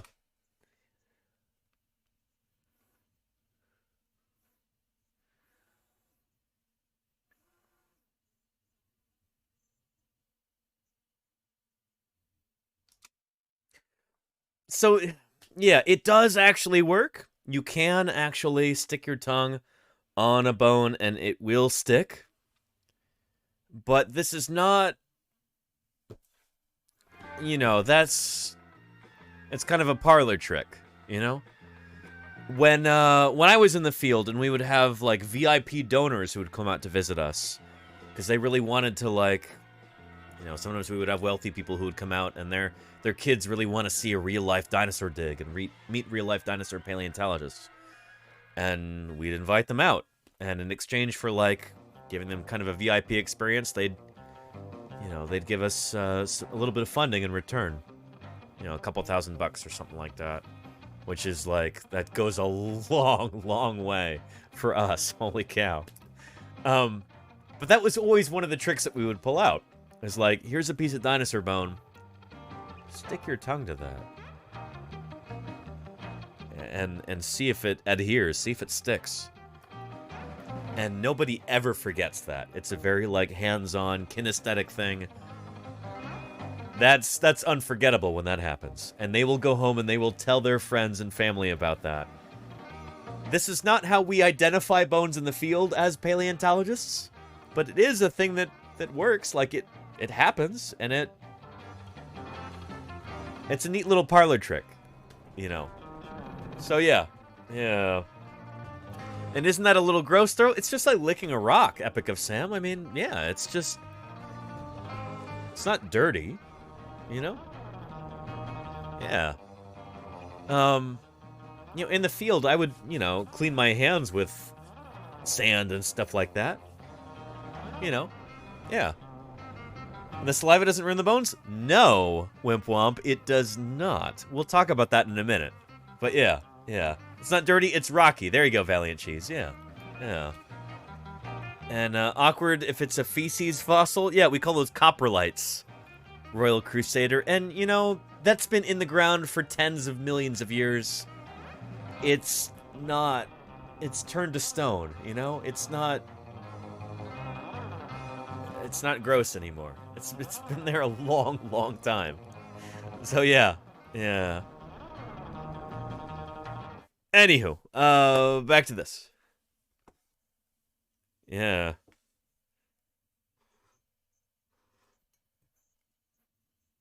Yeah.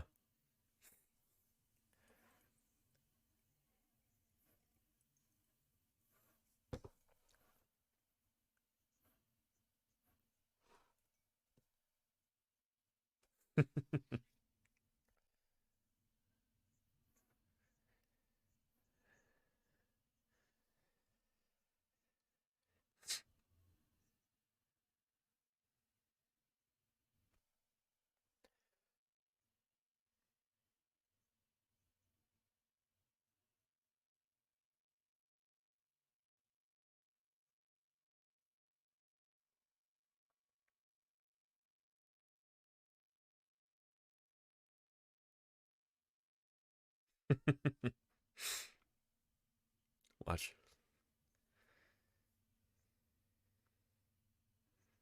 There you go. Yeah. That's where that... Elrin the Great, thank you for the follow. Welcome, welcome to Paleontologizing. That's where that soundbite comes from. The glue is cheap one. It's from right there. Yeah.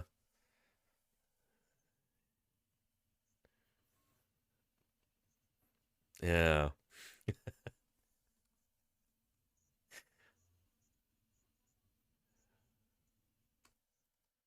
Yeah.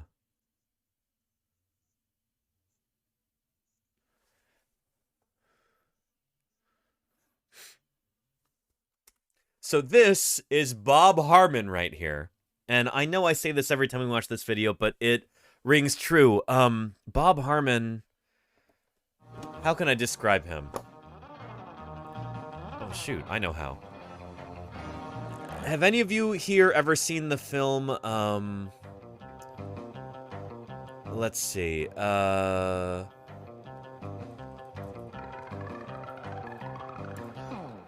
the film Once Upon a Time in Hollywood? Brad Pitt's character in that film, what was his name? Rick Booth, I think? I remember seeing this movie and thinking, holy cow, Cliff Booth. Thank you, Truckhorn. Cliff Booth. I'm like, I've met this man before. I know him. I've worked with him in the field. That's Bob Harmon. He's like, if there's an archetype, that he's the same guy, you know? Like, archetypically, he's the same person. Yeah. Not literally, but like, he's the same, he's basically the same guy. And you'll see. You'll see. Yeah, here we go.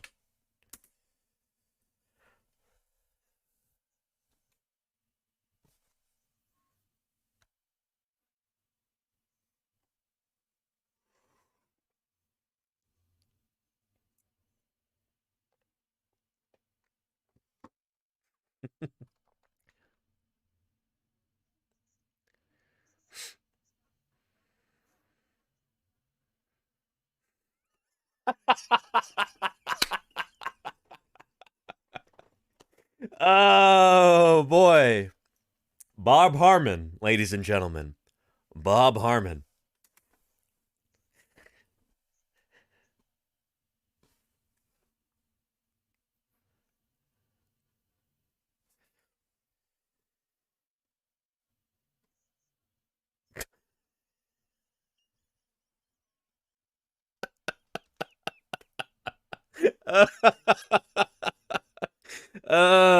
Yeah, you see what I mean, everybody? You see what I mean?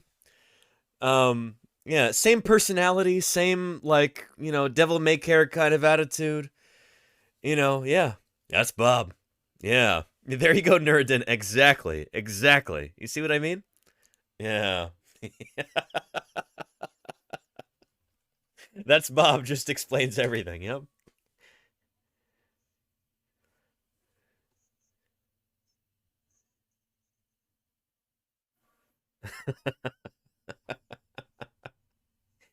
Oh.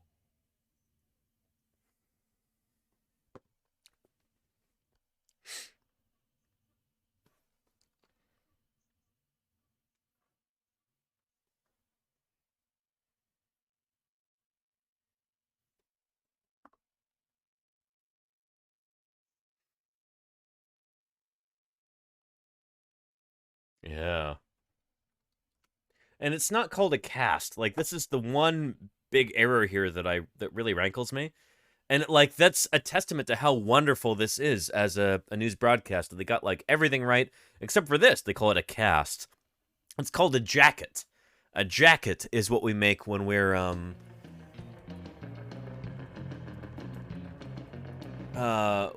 like, you know, taking a fossil out of the field. Yeah, when we're doing plastering like this.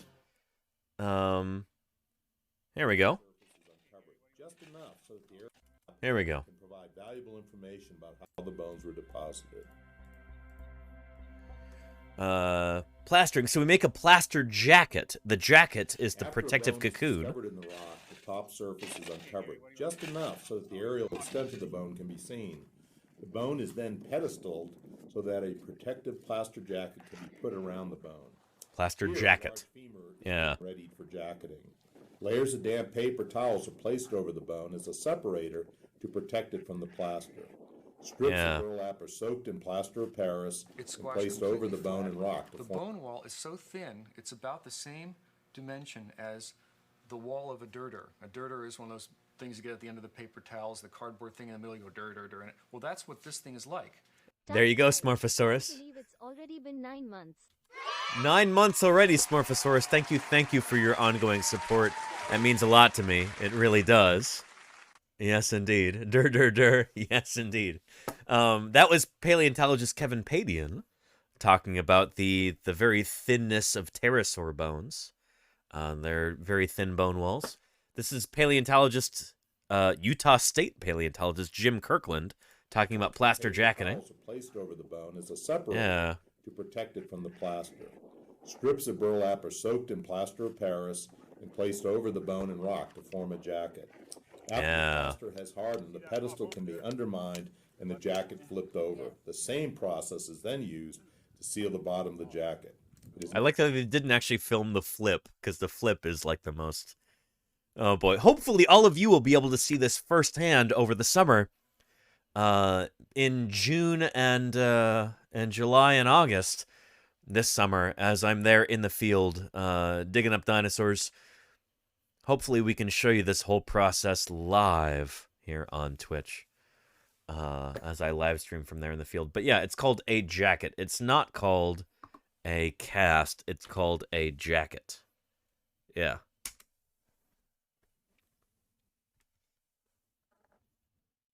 Jacket. Giant jacket.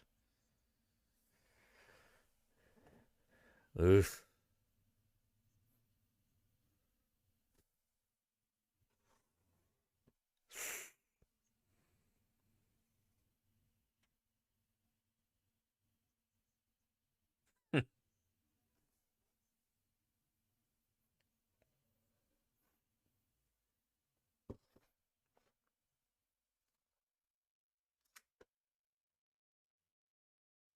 Did you catch that?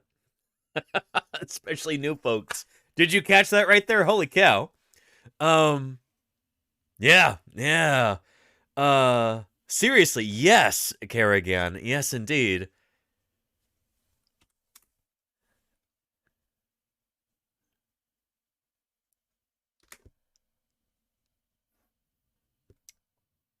Wow. Pretty extraordinary. And I do have digs lined up this summer, Valiant Cheese. Yes, at least 2, maybe more. We'll have to see. But, yeah. Yeah.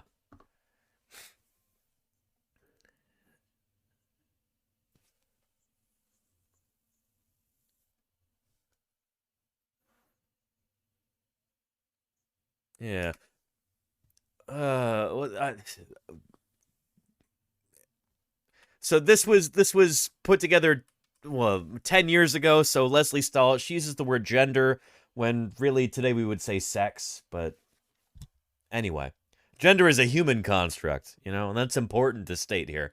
When we're talking about biology, we talk about sex rather than gender, because gender is like a, it's a very loosey-goosey, like, human thing.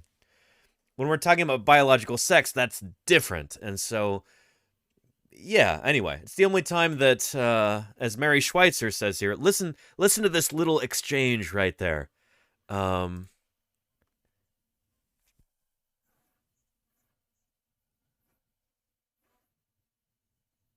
So Mary Schweitzer says to sex a dinosaur, sex being a verb, meaning like to identify the biological sex of this dinosaur. Like, yes, it's laying eggs, so, female in a biological sense. And then, Leslie Stahl says gender, which is like, only humans have gender, Anyway, but yeah.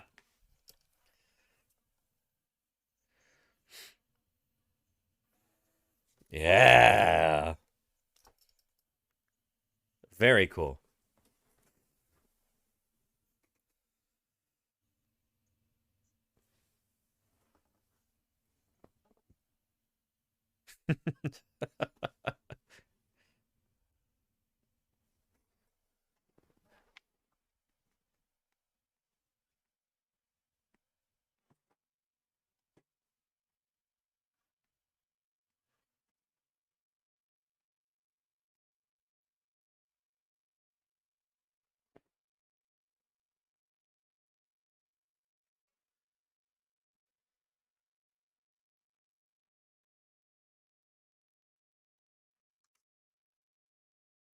What? Oh yeah. But yeah, and birds have extra bones for eggs. No, it's like within their thigh bone, within their femur, there's like a little cavity inside where the medullary bone develops. It's like a storage tank, basically. Think of it like temporary storage. When a mother bird is about to lay her eggs, in her femur, she'll store a little bit of calcium in there that later gets used to make the calcium for the eggshell. Does that make sense? Yeah, so it's not an extra bone. It's just like extra calcium that develops on the inside of the femur as like a temporary storage area. You got that? Yeah. Anyway, yeah. So there you go, Nafron. Yeah. Yes, indeed.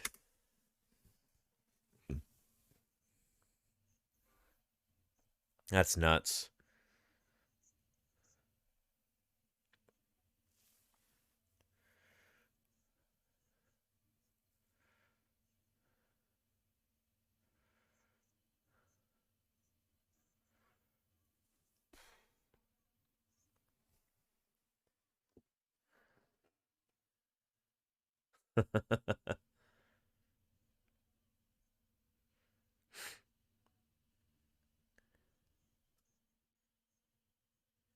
Mm-hmm.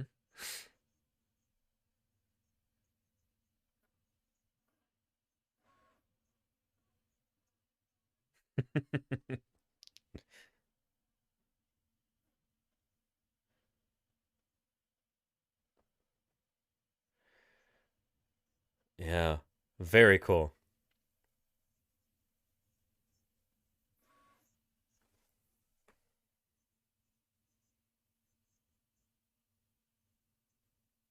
Rules.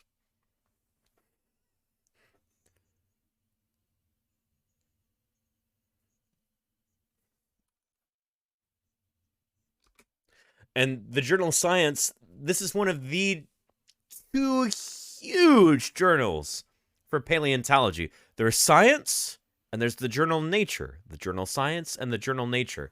These are what we call the two big high-impact journals in paleontology. So if you've got really extraordinary findings, you know, you publish them in one of these two journals if they'll take it, you know?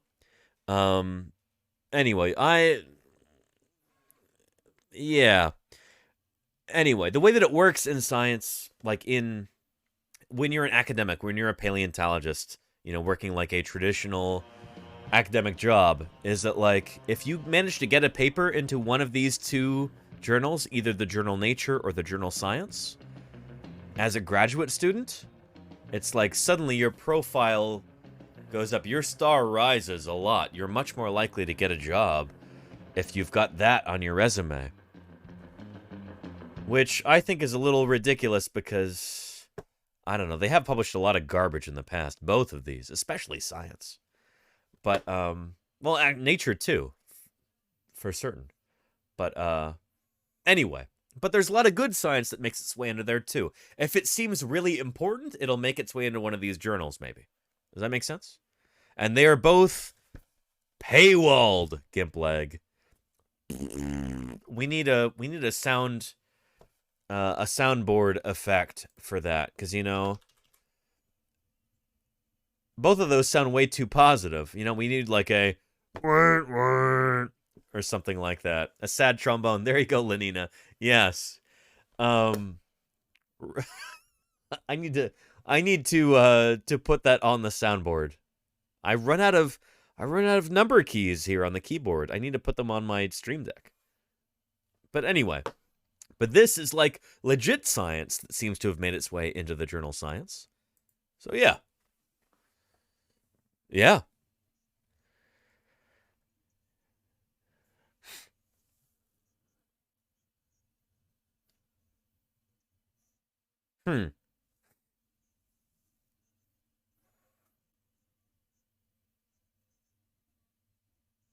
Yep.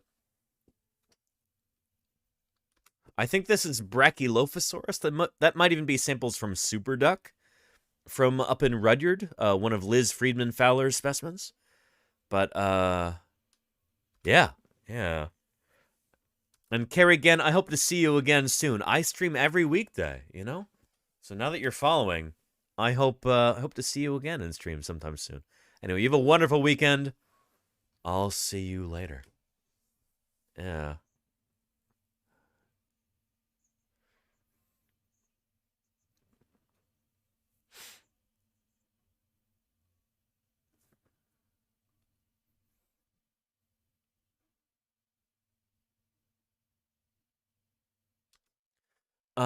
And Dr. Terra says Super Duck? Yeah, Super Duck is the name of a hadrosaur specimen at Museum of the Rockies.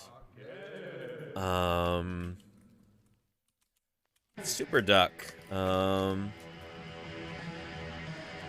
Liz Friedman. There we go. Super Duck dinosaur provides insight into elaborate head crests. So this is the holotype of Brachylophosaurus. Yeah. So Denver Fowler actually commissioned this art piece from the very talented artist John Conway. For Liz here, this is like a birthday present to Liz. But this is Brachylophosaurus. And yeah, Friedman Fowler said she gave Brachylophosaurus the nickname Super Duck. This is the name of the site. When we're out in the field and we discover a new fossil site, we usually give it a name so that we can remember it more readily. You know, we could give it a number, which might be more like, oh, it's more scientific. But nobody will remember a number. It has a number that's there in the museum records, but we give it a name that's associated with it also, so that we can refer to it more easily. It's easier to communicate with a name than a number. So Super Duck was the name of this site up in Rudyard, Montana. She gave it the nickname Super Duck because it was pretty big for a duck-billed dinosaur, although not the largest. Yeah. Anyway, cool stuff. Here's a link there in the chat.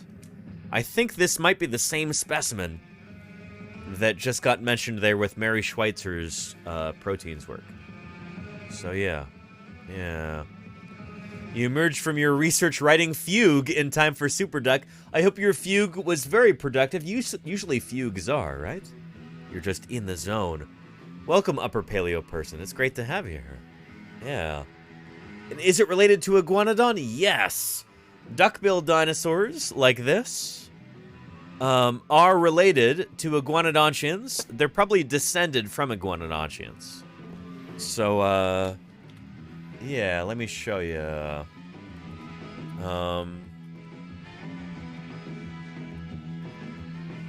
Brachylophosaurus right here, and its ancestor Brachylophosaurus.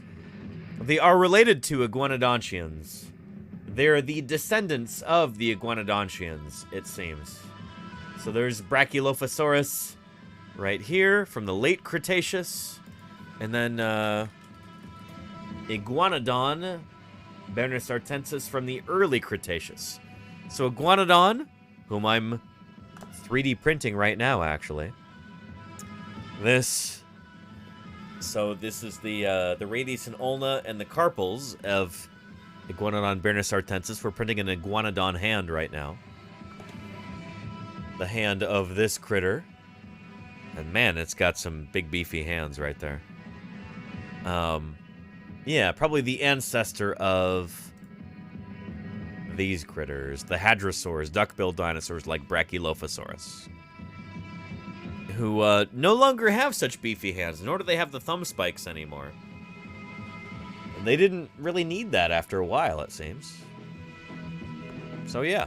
Yeah. And you queried based on the shape of the beak? You were right, Roger Kirk. You were right indeed. Sharp eyes there. Yeah. So yeah. Grad school goer Burr. Upper paleo person, I hope grad school's going well for you. I know it's a lot of work. Thank you for being here. Thanks for devoting some of your busy schedule to being here on Paleontologizing. It's great to see you again. I'm glad you could join us. Yeah. We got a wonderful raid earlier. Holy cow, was that a fantastic raid from Descartes Games. And so we've been talking about, well, we've been watching this 60 Minutes piece from CBS News about my old museum that I used to work at, Museum of the Rockies in Bozeman, Montana. This is where I used to work. So yeah.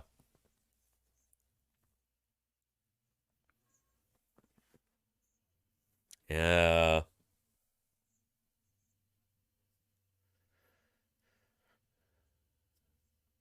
Very cool.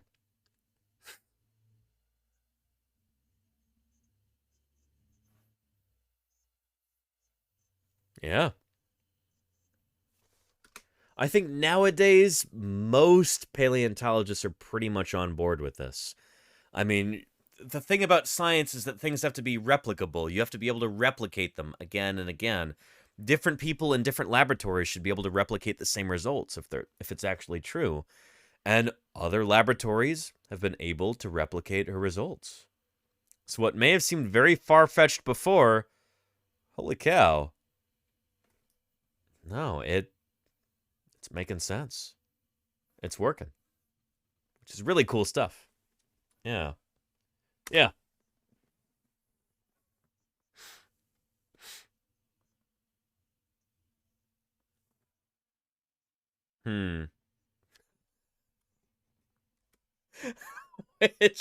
Which I have never worn surgical gloves in the field ever, ever, ever. I think only one time in the field have I ever put on a single surgical glove, and that was because it was like an emergency medical situation, and I had, surgical gloves in the first aid kit. But yeah, we don't actually do this anymore. I think they kind of did this for the cameras. But yeah.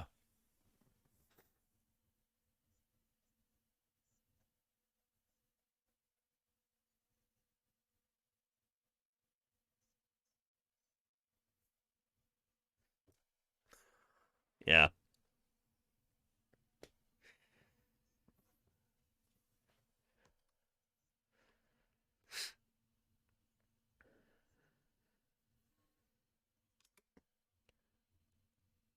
How do you think Jack Horner is looking to make a dinosaur nowadays? Anybody got any ideas? This is a real-life project.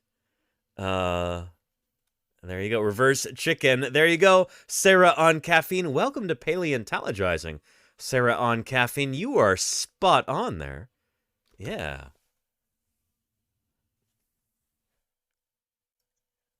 Yeah.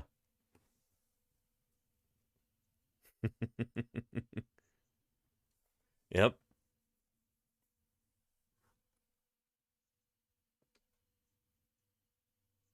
Yeah.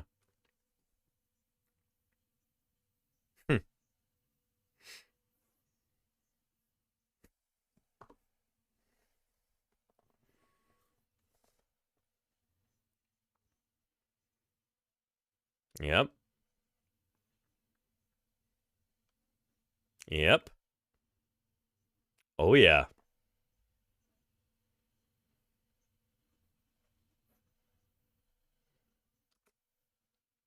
And thank you. Who is that who just followed? I appreciate you, Sarah on caffeine. Welcome. Good to have you here. You are in the right place, it seems.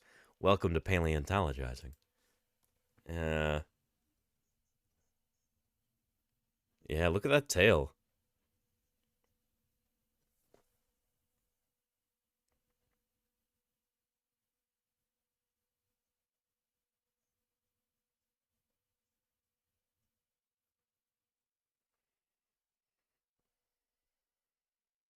Hmm.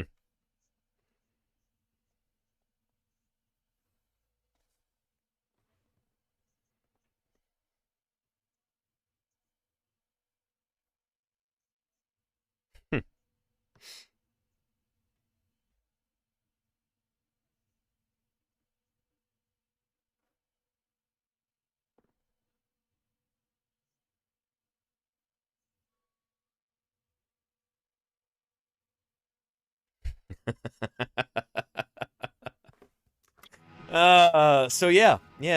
That's Jack Horner, my old boss. That's my old museum, Museum of the Rockies. And that's a big part of who I am today as a scientist. You know, the influence of people like Jack Horner, Denver Fowler, Liz Friedman Fowler. Yeah. So yeah. 5 years might have been a little optimistic. Agreed, Valiant Cheese.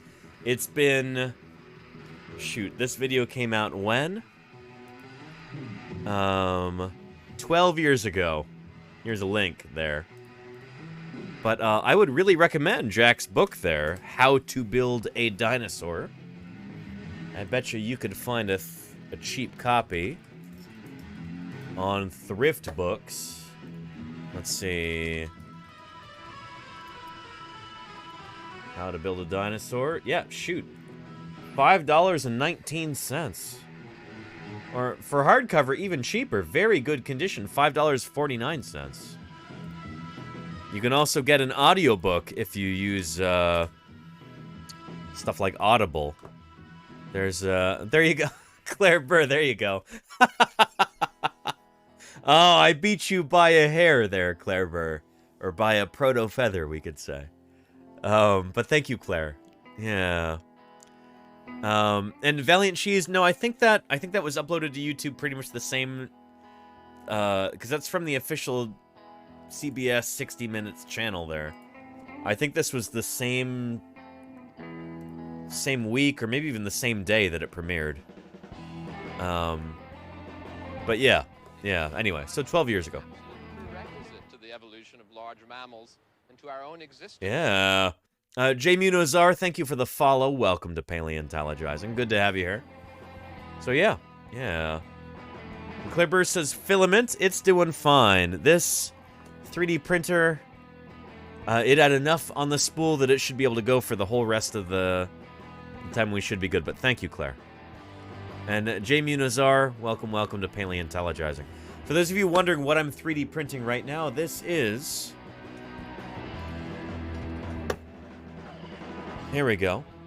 This is the hand of an iguanodon. It's gonna look like this when it's all the way done. Thus far, I have this part, along with some of the other digits. This should go right here. This goes right here. But yeah, the hand of iguanodon is what I'm 3D printing right now. So the carpals and the radius and ulna are what are actually printing at the present moment. Right there. Should be about another hour or so until that's done. So yeah. Looks so awesome. Thank you, Moohoodles. Iguanodon. I'll show this one more time. Or actually, you know what? Let's watch a quick little video on iguanodon and its hand.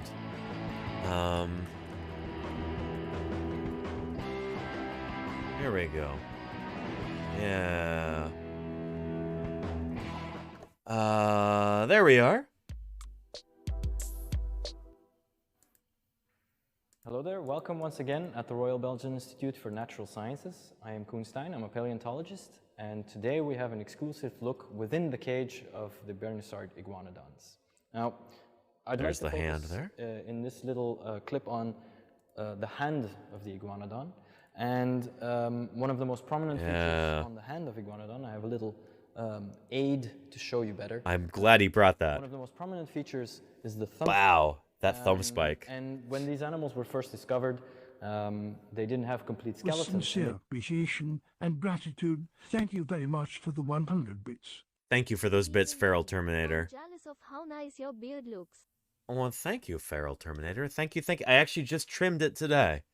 So thank you kindly. After I found time to get a haircut this morning. And I figured, shoot, if I'm getting these hairs cut, I should trim these as well. So thank you, Feral Terminator. And how you doing? Welcome back. Yeah. Appreciate the support there. So, yeah. Anywho, Iguanodon and its remarkable hand here. And when these animals were first discovered, they didn't have complete skeletons, and they thought that this thumb spike was actually supposed to be put on the nose of the animals, much like rhinoceros iguanas that we have today. And so when Iguanodon was first discovered, it was thought to look like this. Victorian paleontologists back in the, early 19th century, they only had a handful of bones from this animal, and so they thought it would have looked like this. And so that thumb spike they ended up putting there on the nose, like you see in modern iguanas.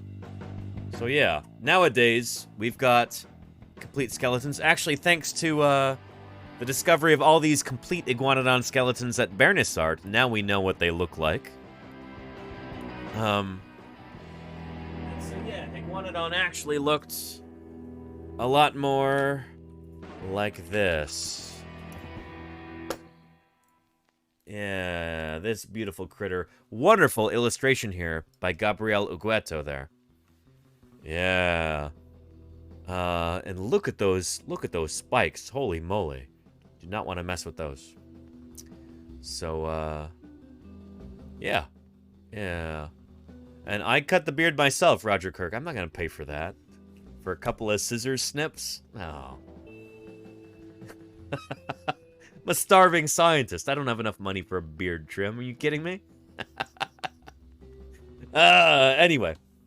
Nice and robust indeed, Valiant Cheese. Yes, indeed. Yes. So,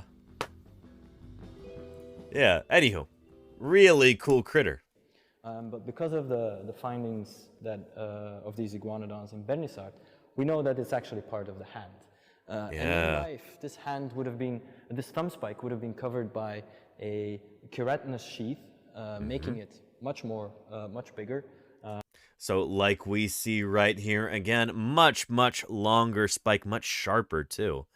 Holy cow, that could just run you through as a person. Like, oh boy, yeah. Don't even want to think about that. And keratin, it's the same material that you find in your fingernails or in your hair. So it's a material that typically wouldn't fossilize with the rest of these skeletons. The function of the thumb spike, it's still hotly debated. There's no consensus, but potentially it could have served as predator deterrence, so fighting off potential attackers. This is kind of the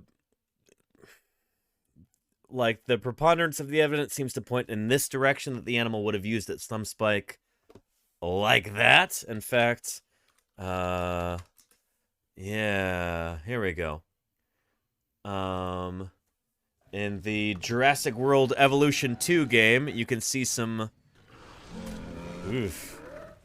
See it use its thumb spike for that purpose. There's a T-Rex, Spinosaurus, getting the thumb there. Oof. Ugh. Oh. Yowza. Oh, Acrocanthosaurus. Well. Yeah. Anyway. Yeah. So yeah, that is a likely use for this.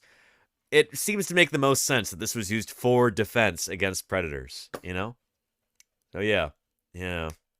Or for fighting amongst individuals over resources like female or food. In fact, actually, I think in Disney's Dinosaur, does anybody remember that that 2000 film. I want to say that they, let's see. Dinosaur 2000 Iguanodon fight. Yeah. I want to say that that in this film there's an Iguanodon fight here and they're using their thumb spikes. Yeah, anyway. It's a Disney movie, so you got to take everything with a grain of salt. But watch this, watch this. Oh.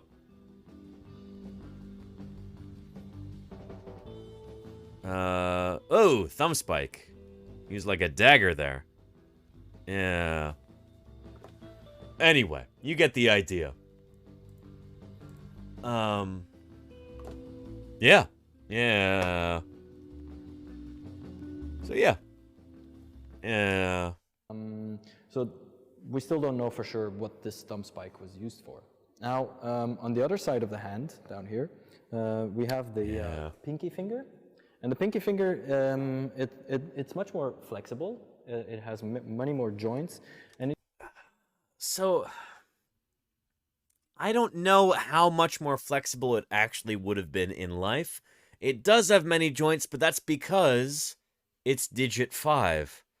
And digit 5 has 1, 2, 3, 4, 5 phalanges. Yeah, I don't know. By definition, your pinky finger is, you know, especially for dinosaurs, is going to be more flexible because it has more bones in it. So yeah, I don't know if I necessarily buy the idea that they're grasping like this. This almost reminds me of like a panda bear using its like weird wrist bone thing as an extra thumb for grasping. But it was probably prehensile, so the animal could probably grasp onto things. I wonder about that. Food stuff, yeah, and whatnot. So we have two. It's almost like a Swiss pocket knife, having these multifunctional digits. And in the center of the hand, we have 3 fingers that served while they were walking on all fours. So in another video, we explain why these animals were probably not in this biped position as they are now, but rather walking on 4 legs. They're probably capable of walking on 2 legs or 4 legs. They're probably like walking on 4 legs and running on 2 legs, or I don't know. They're probably pretty versatile in terms of their stance. Like these are what we would call facultative quadrupeds. Facultative quadrupedality is yeah, here. Try and show you on the good old Wikipedia. Facultative bipedalism, for instance. Like, which I guess is equivalent to facultative quadrupedalism. It's an animal that is capable of walking and running on 2 legs, bipedal, as a response to exceptional circumstances, facultative, while normally walking or running on 4 legs or more.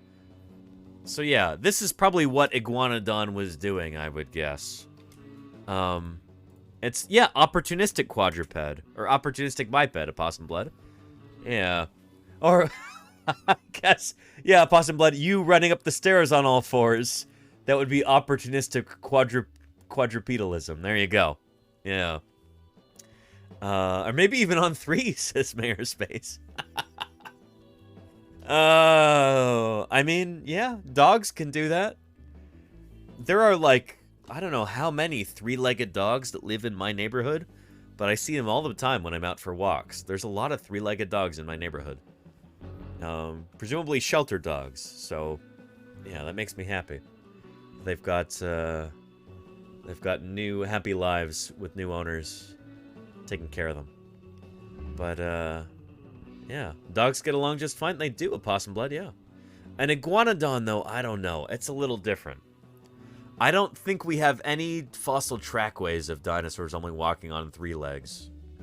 It's either 2 or 4. It's usually not in between. So, yeah. Yeah.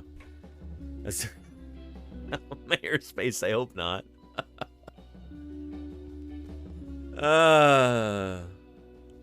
Anyway, yeah. I've not seen any two-legged dogs in my neighborhood, Roger Kirk. Although, let's see.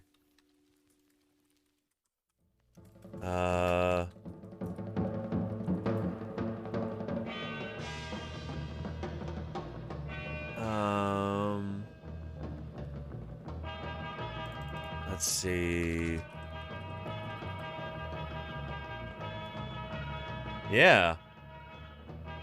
Here is a dog with only 2 legs. Her name is Faith.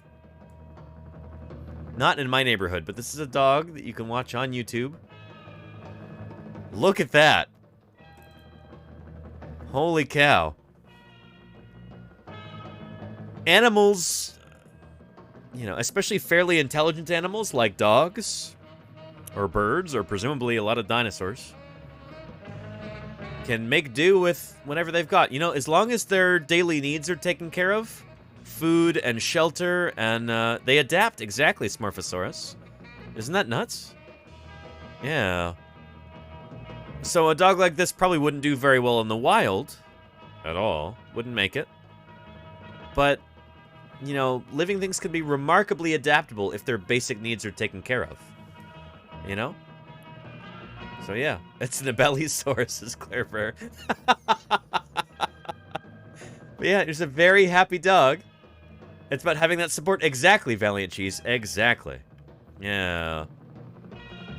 And thank you, Freelancer. Oh shoot, we've got to do some dinosaur deep dives. We still have Timorlengia, and now Cymbospondylus, an ichthyosaur.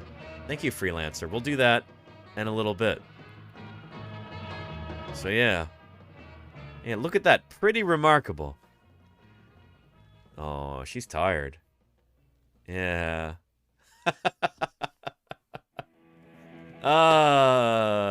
Extraordinary stuff. Very nice. Faith, the 2-legged dog. So anyway, yeah. Iguanodon, pretty cool hands on it. We're probably not in this biped position as they are now, but rather walking on 4 legs. And this is one of the features how we know why these digits are typically adaptations for walking and not for grasping or clawing.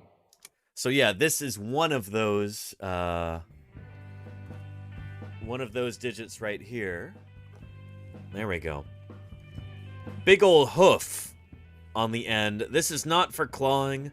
This is not for grasping. This is for contacting the ground, generating friction, and protecting the digits as the animal is walking around. So, he's totally right. These 3 digits in the middle, absolutely used for walking. That's why they've got these big spade-shaped unguals at the end. These are for walking. Oh, yeah. Yeah. Oh, sorry that was so loud. But yeah, there you go. Good stuff. Yeah. And Dunpeel Hunter... Dunpeel Hunter says, if I recall right, there was a Star Trek Voyager episode that said that some dinosaur species took to the stars and ventured into the Delta Quadrant. Was something like that remotely possible? No, Dunpeel Hunter. The Delta Quadrant, much too far away. They would have had to have gone somewhere much closer, like maybe Alpha Centauri or, you know, yeah. It's funny that you bring that up, Dunpeel Hunter, because there's actually a children's book called What Happened to Patrick's Dinosaurs?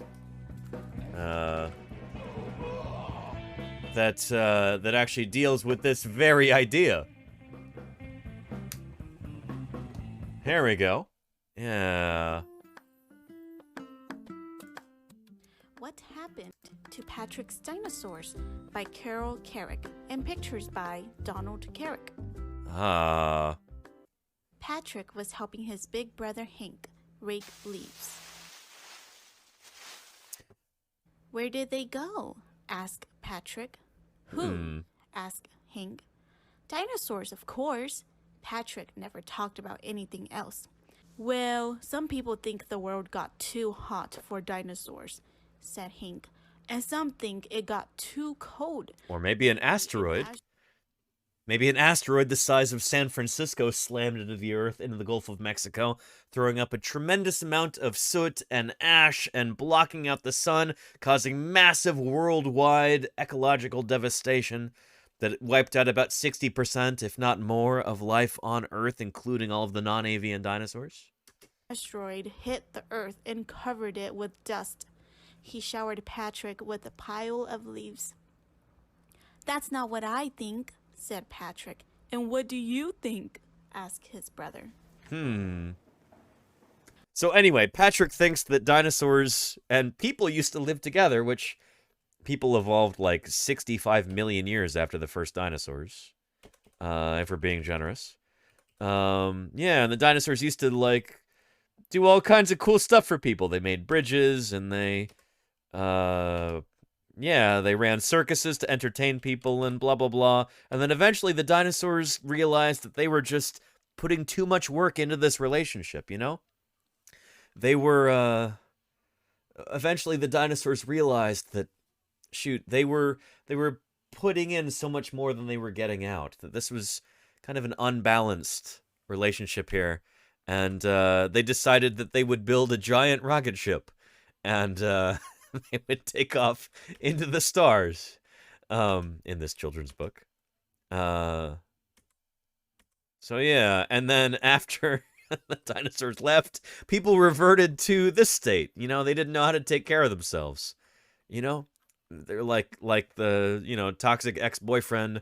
They just, you know, they revert into, you know, they're not doing so hot afterward. Yeah. And anyway. Dinosaurs are out there as one bright star moved across the sky. You really think dinosaurs are out there? Asked Hank. Patrick nodded. But they miss us, he said. And every so often they check to see how we're doing. Ah. The end. Anyway, I had this book when I was a kid, and I always really liked it. Yeah. So, yeah, good stuff. And those were ichthyosaurs. They were indeed, Freelancer. Yes, indeed. Yeah. And Gimpleg says, I saw a bunch of dinosaurs checking on people on the last page. Canada dinosaurs. You know. Yeah. And I saw one of the babies, and the baby looked at me.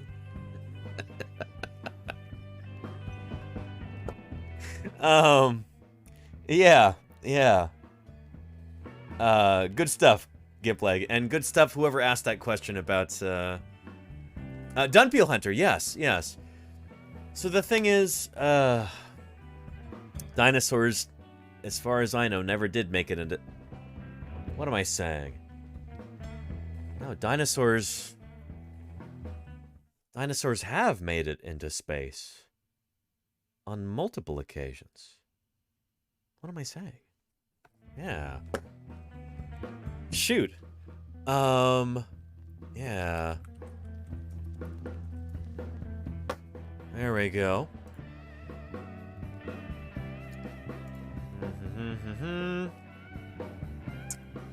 Yep.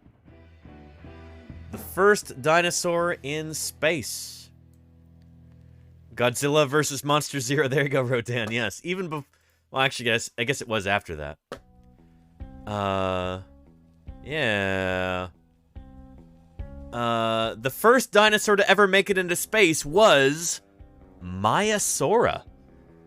That same dinosaur that we saw in the 60 Minutes piece with Jack Horner was the very first dinosaur to make it into space. It's the dinosaur that made Jack Horner famous.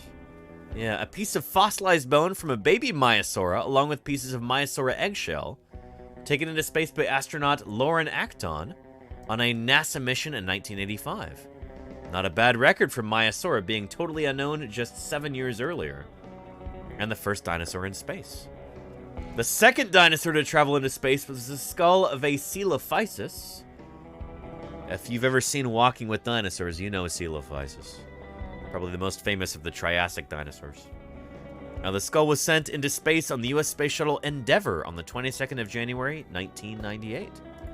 It traveled to the Mir space station, one of a number of trips made by space shuttles to the orbiting station in the Shuttle Mir program. Very nice. Yeah. So dinosaurs have been to space. Yeah. And Policy says, why? I think maybe for the same reason that they shot Homer Simpson into space. You know, for the ratings. Policy. Yeah. You know, because let's be honest. Nothing is as cool as dinosaurs. So if you want to make anything a little bit cooler, just sprinkle some dinosaur goodness onto it. You know? You want to get people interested in a space shuttle launch? Bring up a dinosaur with you. You know? There you go. Good stuff. So yeah. Yeah. Anyway. We've got some dinosaur deep dives to do. Well, a dinosaur deep dive and then a non-dinosaur deep dive. But let's do them both. First off, let's do Timurlengia. Who, I want to say it's some kind of theropod, but let's see. Timurlengia. There we go. Yeah! Is this our Uzbek theropod? An Uzbek Tyrannosauroid? Yeah, this is going to be cool. I'm going to learn something too. Thank you, whoever it was who requested Timurlengia. Sorry it's taken us so long to get to it.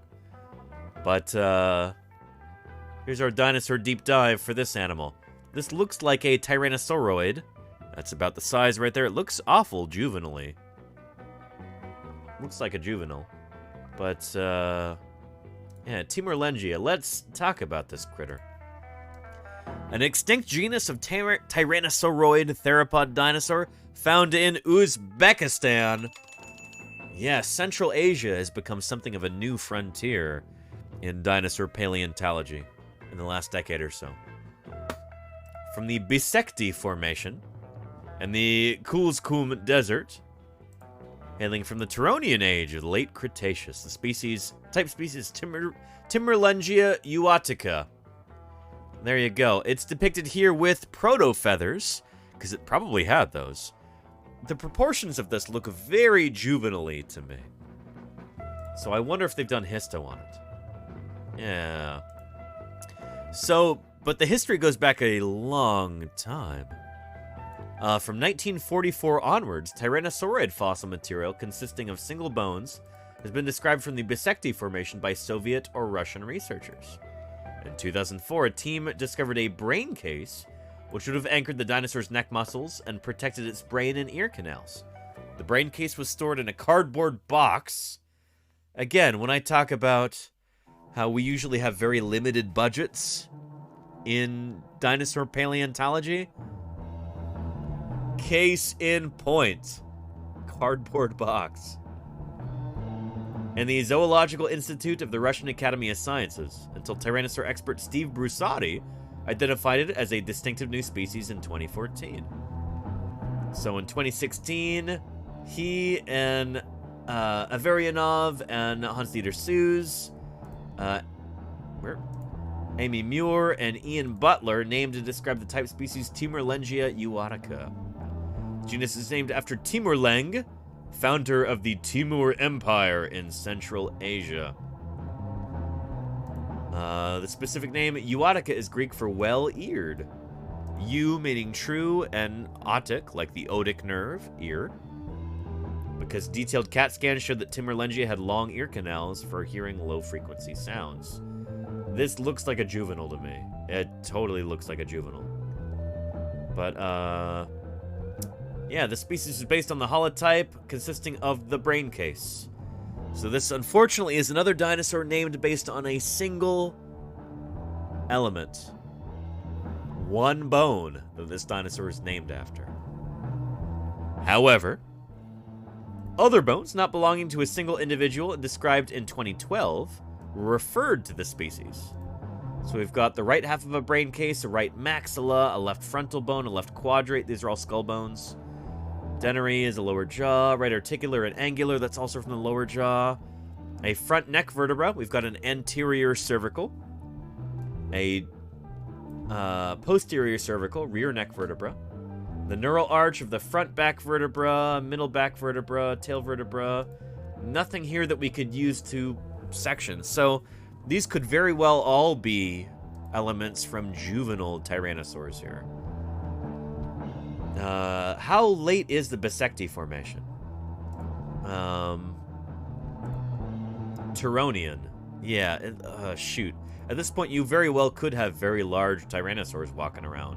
This could still be all elements from a juvenile. Yeah. Interesting stuff. Yeah, I do wonder if we're gonna have any YouTube videos about this critter.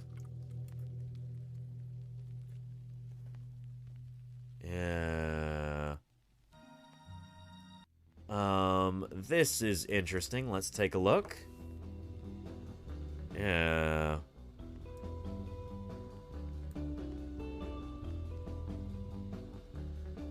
This is from T-Rex, an evolutionary journey from 2016. Well, let's watch it with the audio, shall we? Let's take a look. It's called Timolengia and measured 3 meters long. At a glance, it doesn't seem too different from its smaller ancestors.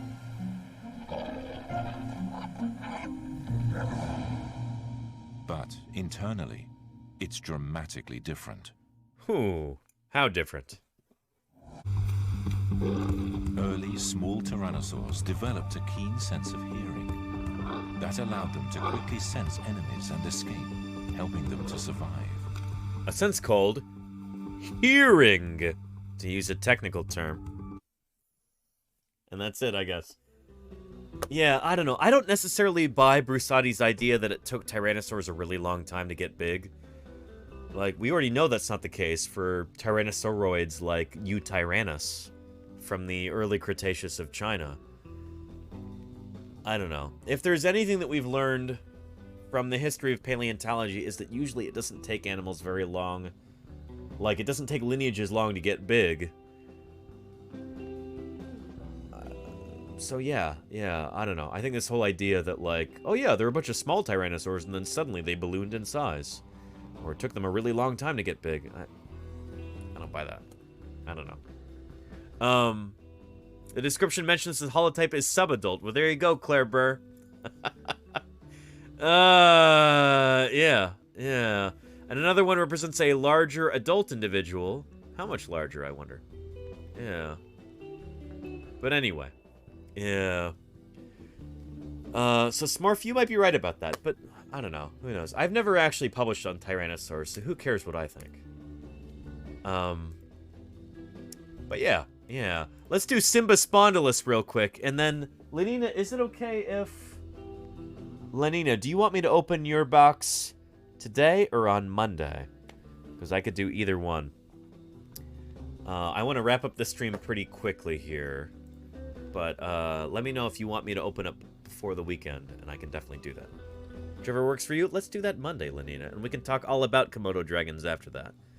Because I'm excited to do that. That'll be a lot of fun. Yeah. For our next dinosaur deep dive from Freelancer 117, we have Cymbospondylus, which I think we can pull up here.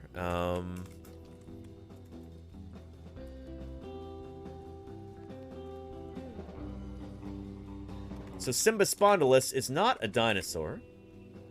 It is an ichthyosaur. And, yeah, let's see. See if I can pull it up. So here is a kind of goofy little documentary with Nigel Marvin. Anybody here familiar with Nigel Marvin? he's going to be wrestling a Nothosaur and then saying hello to a, well, maybe also wrestling a Tanistropheus, and then Cymbospondylus might make a surprise appearance. But here we go.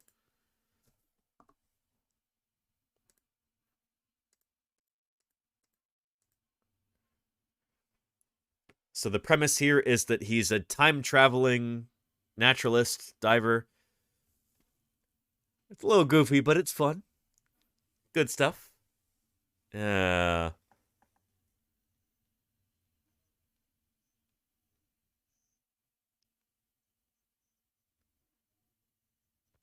Tanistropheus.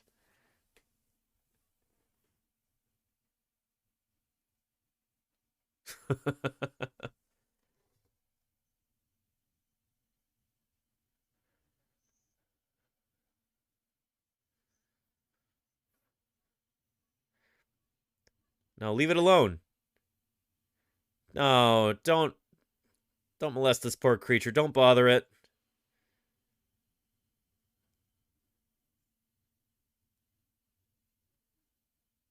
Uh-oh. Look what you did.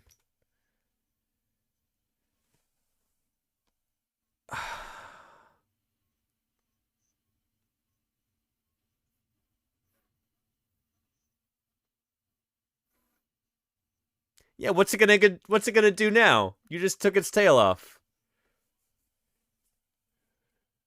And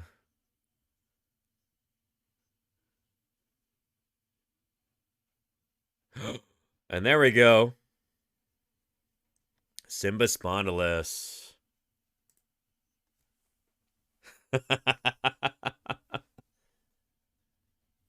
Yeah.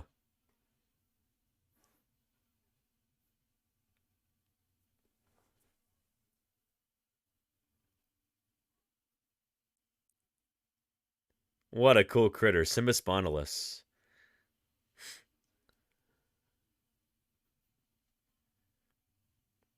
So this is an ichthyosaur, like I have on my ukulele. You've seen that decal there. Look how big it is.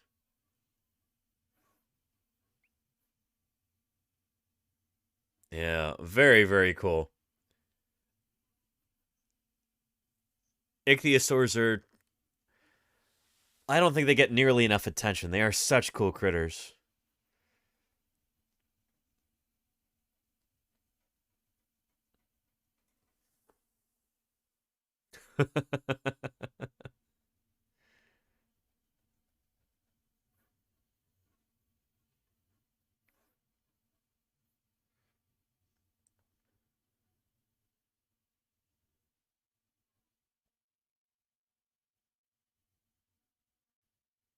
Yeah.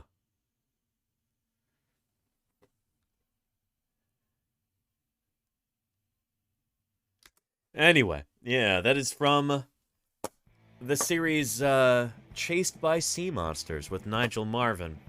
Lovely little introduction to this critter, Cymbospondylus.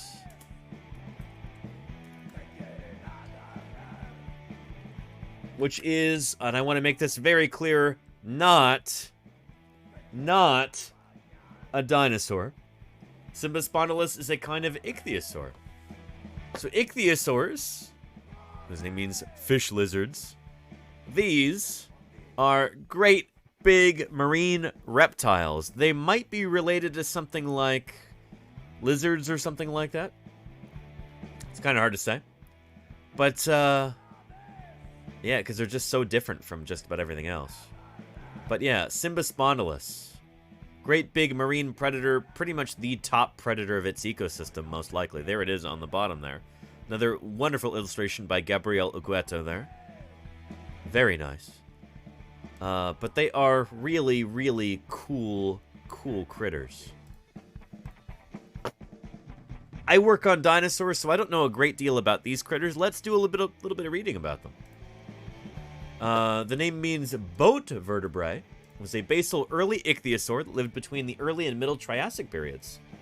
Previously, the genus was classified as a Shastasaurid, like Shastasaurus, another ichthyosaur. But more recent work finds it to be more basal than that. It is a cosmopolitan genus cosmopolitan, which means it lived all over the world. It's been found in Nevada and here in the United States, and Europe, Switzerland, and the Germanic Basin, and Spitsbergen as well in Norway. Very cool. So this is a critter that probably lived all over the world. There's an illustration of its skull right there. You would not want to find yourself between these jaws. Holy cow. Yeah.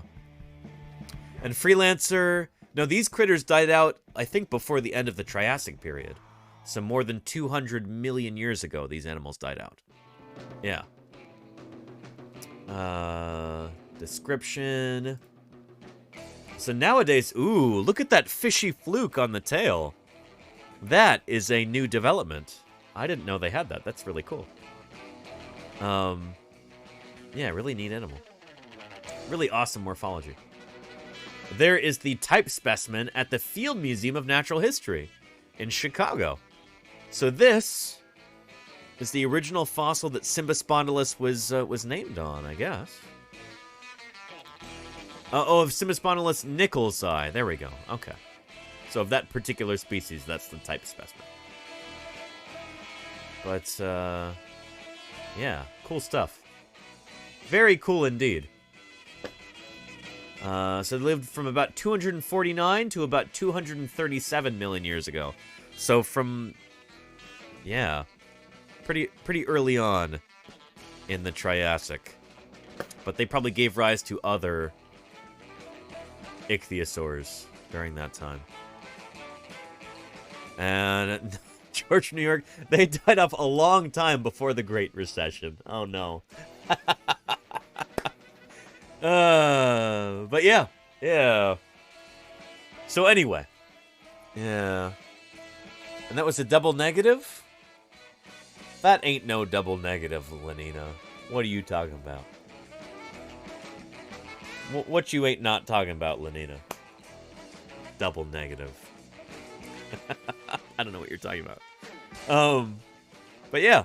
Yeah. Anyway. Yeah. So Freelancer says, I think they died with the meteor impact. No, they died out long before that. These guys actually died out around the same time that the first dinosaurs evolved.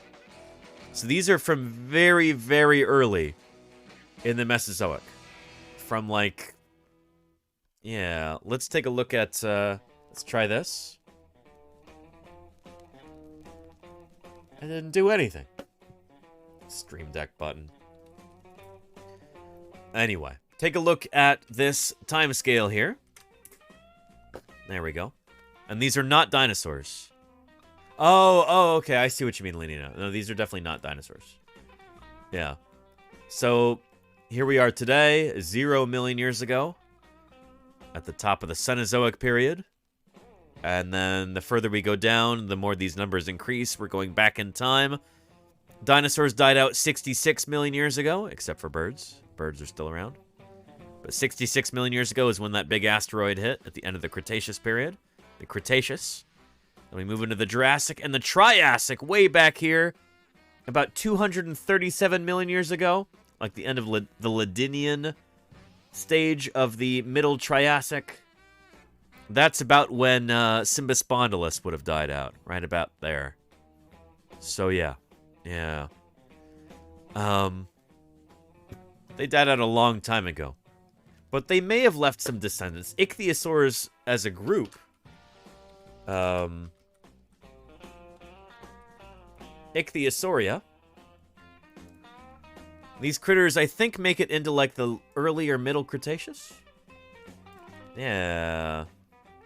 No, they survived until about 90 million years ago into the late Cretaceous. So later ichthyosaurs like this Ophthalmosaurus from the Jurassic of England. These guys survive until, well, yeah, shoot, for a good while. About 90 million years ago, this whole group, ichthyosaurs, ends up going extinct. But Cymbospondylus was a very early ichthyosaur. Kind of a pioneering taxon. And, yeah. But its descendants... Yep, there's Cymbospondylus right there. Pretty early diverging. was a basal early ichthyosaur. So yeah, anyway, Freelancer, thank you for redeeming that. What a cool critter. Ichthyosaurs in general are really, really neat. And I've never dug up an ichthyosaur. I'd love to do that someday. But hasn't happened yet. Yeah. So anyway, Ophthalmosaurus, eye doctor to the dinosaurs. There you go, George. The name means eye lizard, because Ophthalmosaurus has got big honking eyes on it. Really, really big eyes. Ophthalmosaurus. Look at those eyes on the skull. Pretty extraordinary. So there you go, George, New York, yeah. And is that a Mary Anning find? I don't think Mary Anning found Ophthalmosaurus, but she did find a number of other ichthyosaurs, for sure. Yeah, she kind of brought ichthyosaurs to England, in that sense. So yeah. Yeah. Anyway, with that having been said, it is time for me to wrap up this broadcast. So let's go ahead and do that. Don't go away just yet, everybody. We're gonna go see, is Moo Hoodles on right now? Let's see. And she is indeed. She's talking about outer space. We're going to go right into her. And you're going to have a good time, everybody. You're really going to like Moo Hoodles if you've not seen her before. Anyway, thank you, everybody, for another wonderful stream. Thank you, Triceratops and Lenina and Travel the World. Thank you. Hope you all have a wonderful weekend. Thank you to Descartes Games and Jack's Facts for those excellent raids. Thank you, raiders, for sticking around. Thank you, followers and lurkers and chatters and question askers, supporters and cheerers and subscribers and gifters and moderators. Thank you all for making this a wonderful stream and allowing me to do what I do here on Twitch. I appreciate each and every one of you. Thank you. Hope you all have a wonderful weekend, and let's see here. Raid Moo Hoodles. There we go. Thank you, everybody. I'll be streaming again on Monday. We'll be doing some fossil news. We'll talk about that new pterosaur on Monday. We'll have more dinosaur deep dives, more Q&A, more discussion. It's going to be a good time. But until then, I hope you all have a lovely weekend. Take care of yourselves and each other. And let's go right into Moo Hoodles. You ready? All right. Let's do it. Bye-bye, everybody. Melko's awesome. We hung out at TwitchCon, and him and I, like, went and got a drink, like, just us, and he was, like, I don't know, he's a really cool dude. Like, I have a lot of respect for him. He's awesome. Did he do his PhD?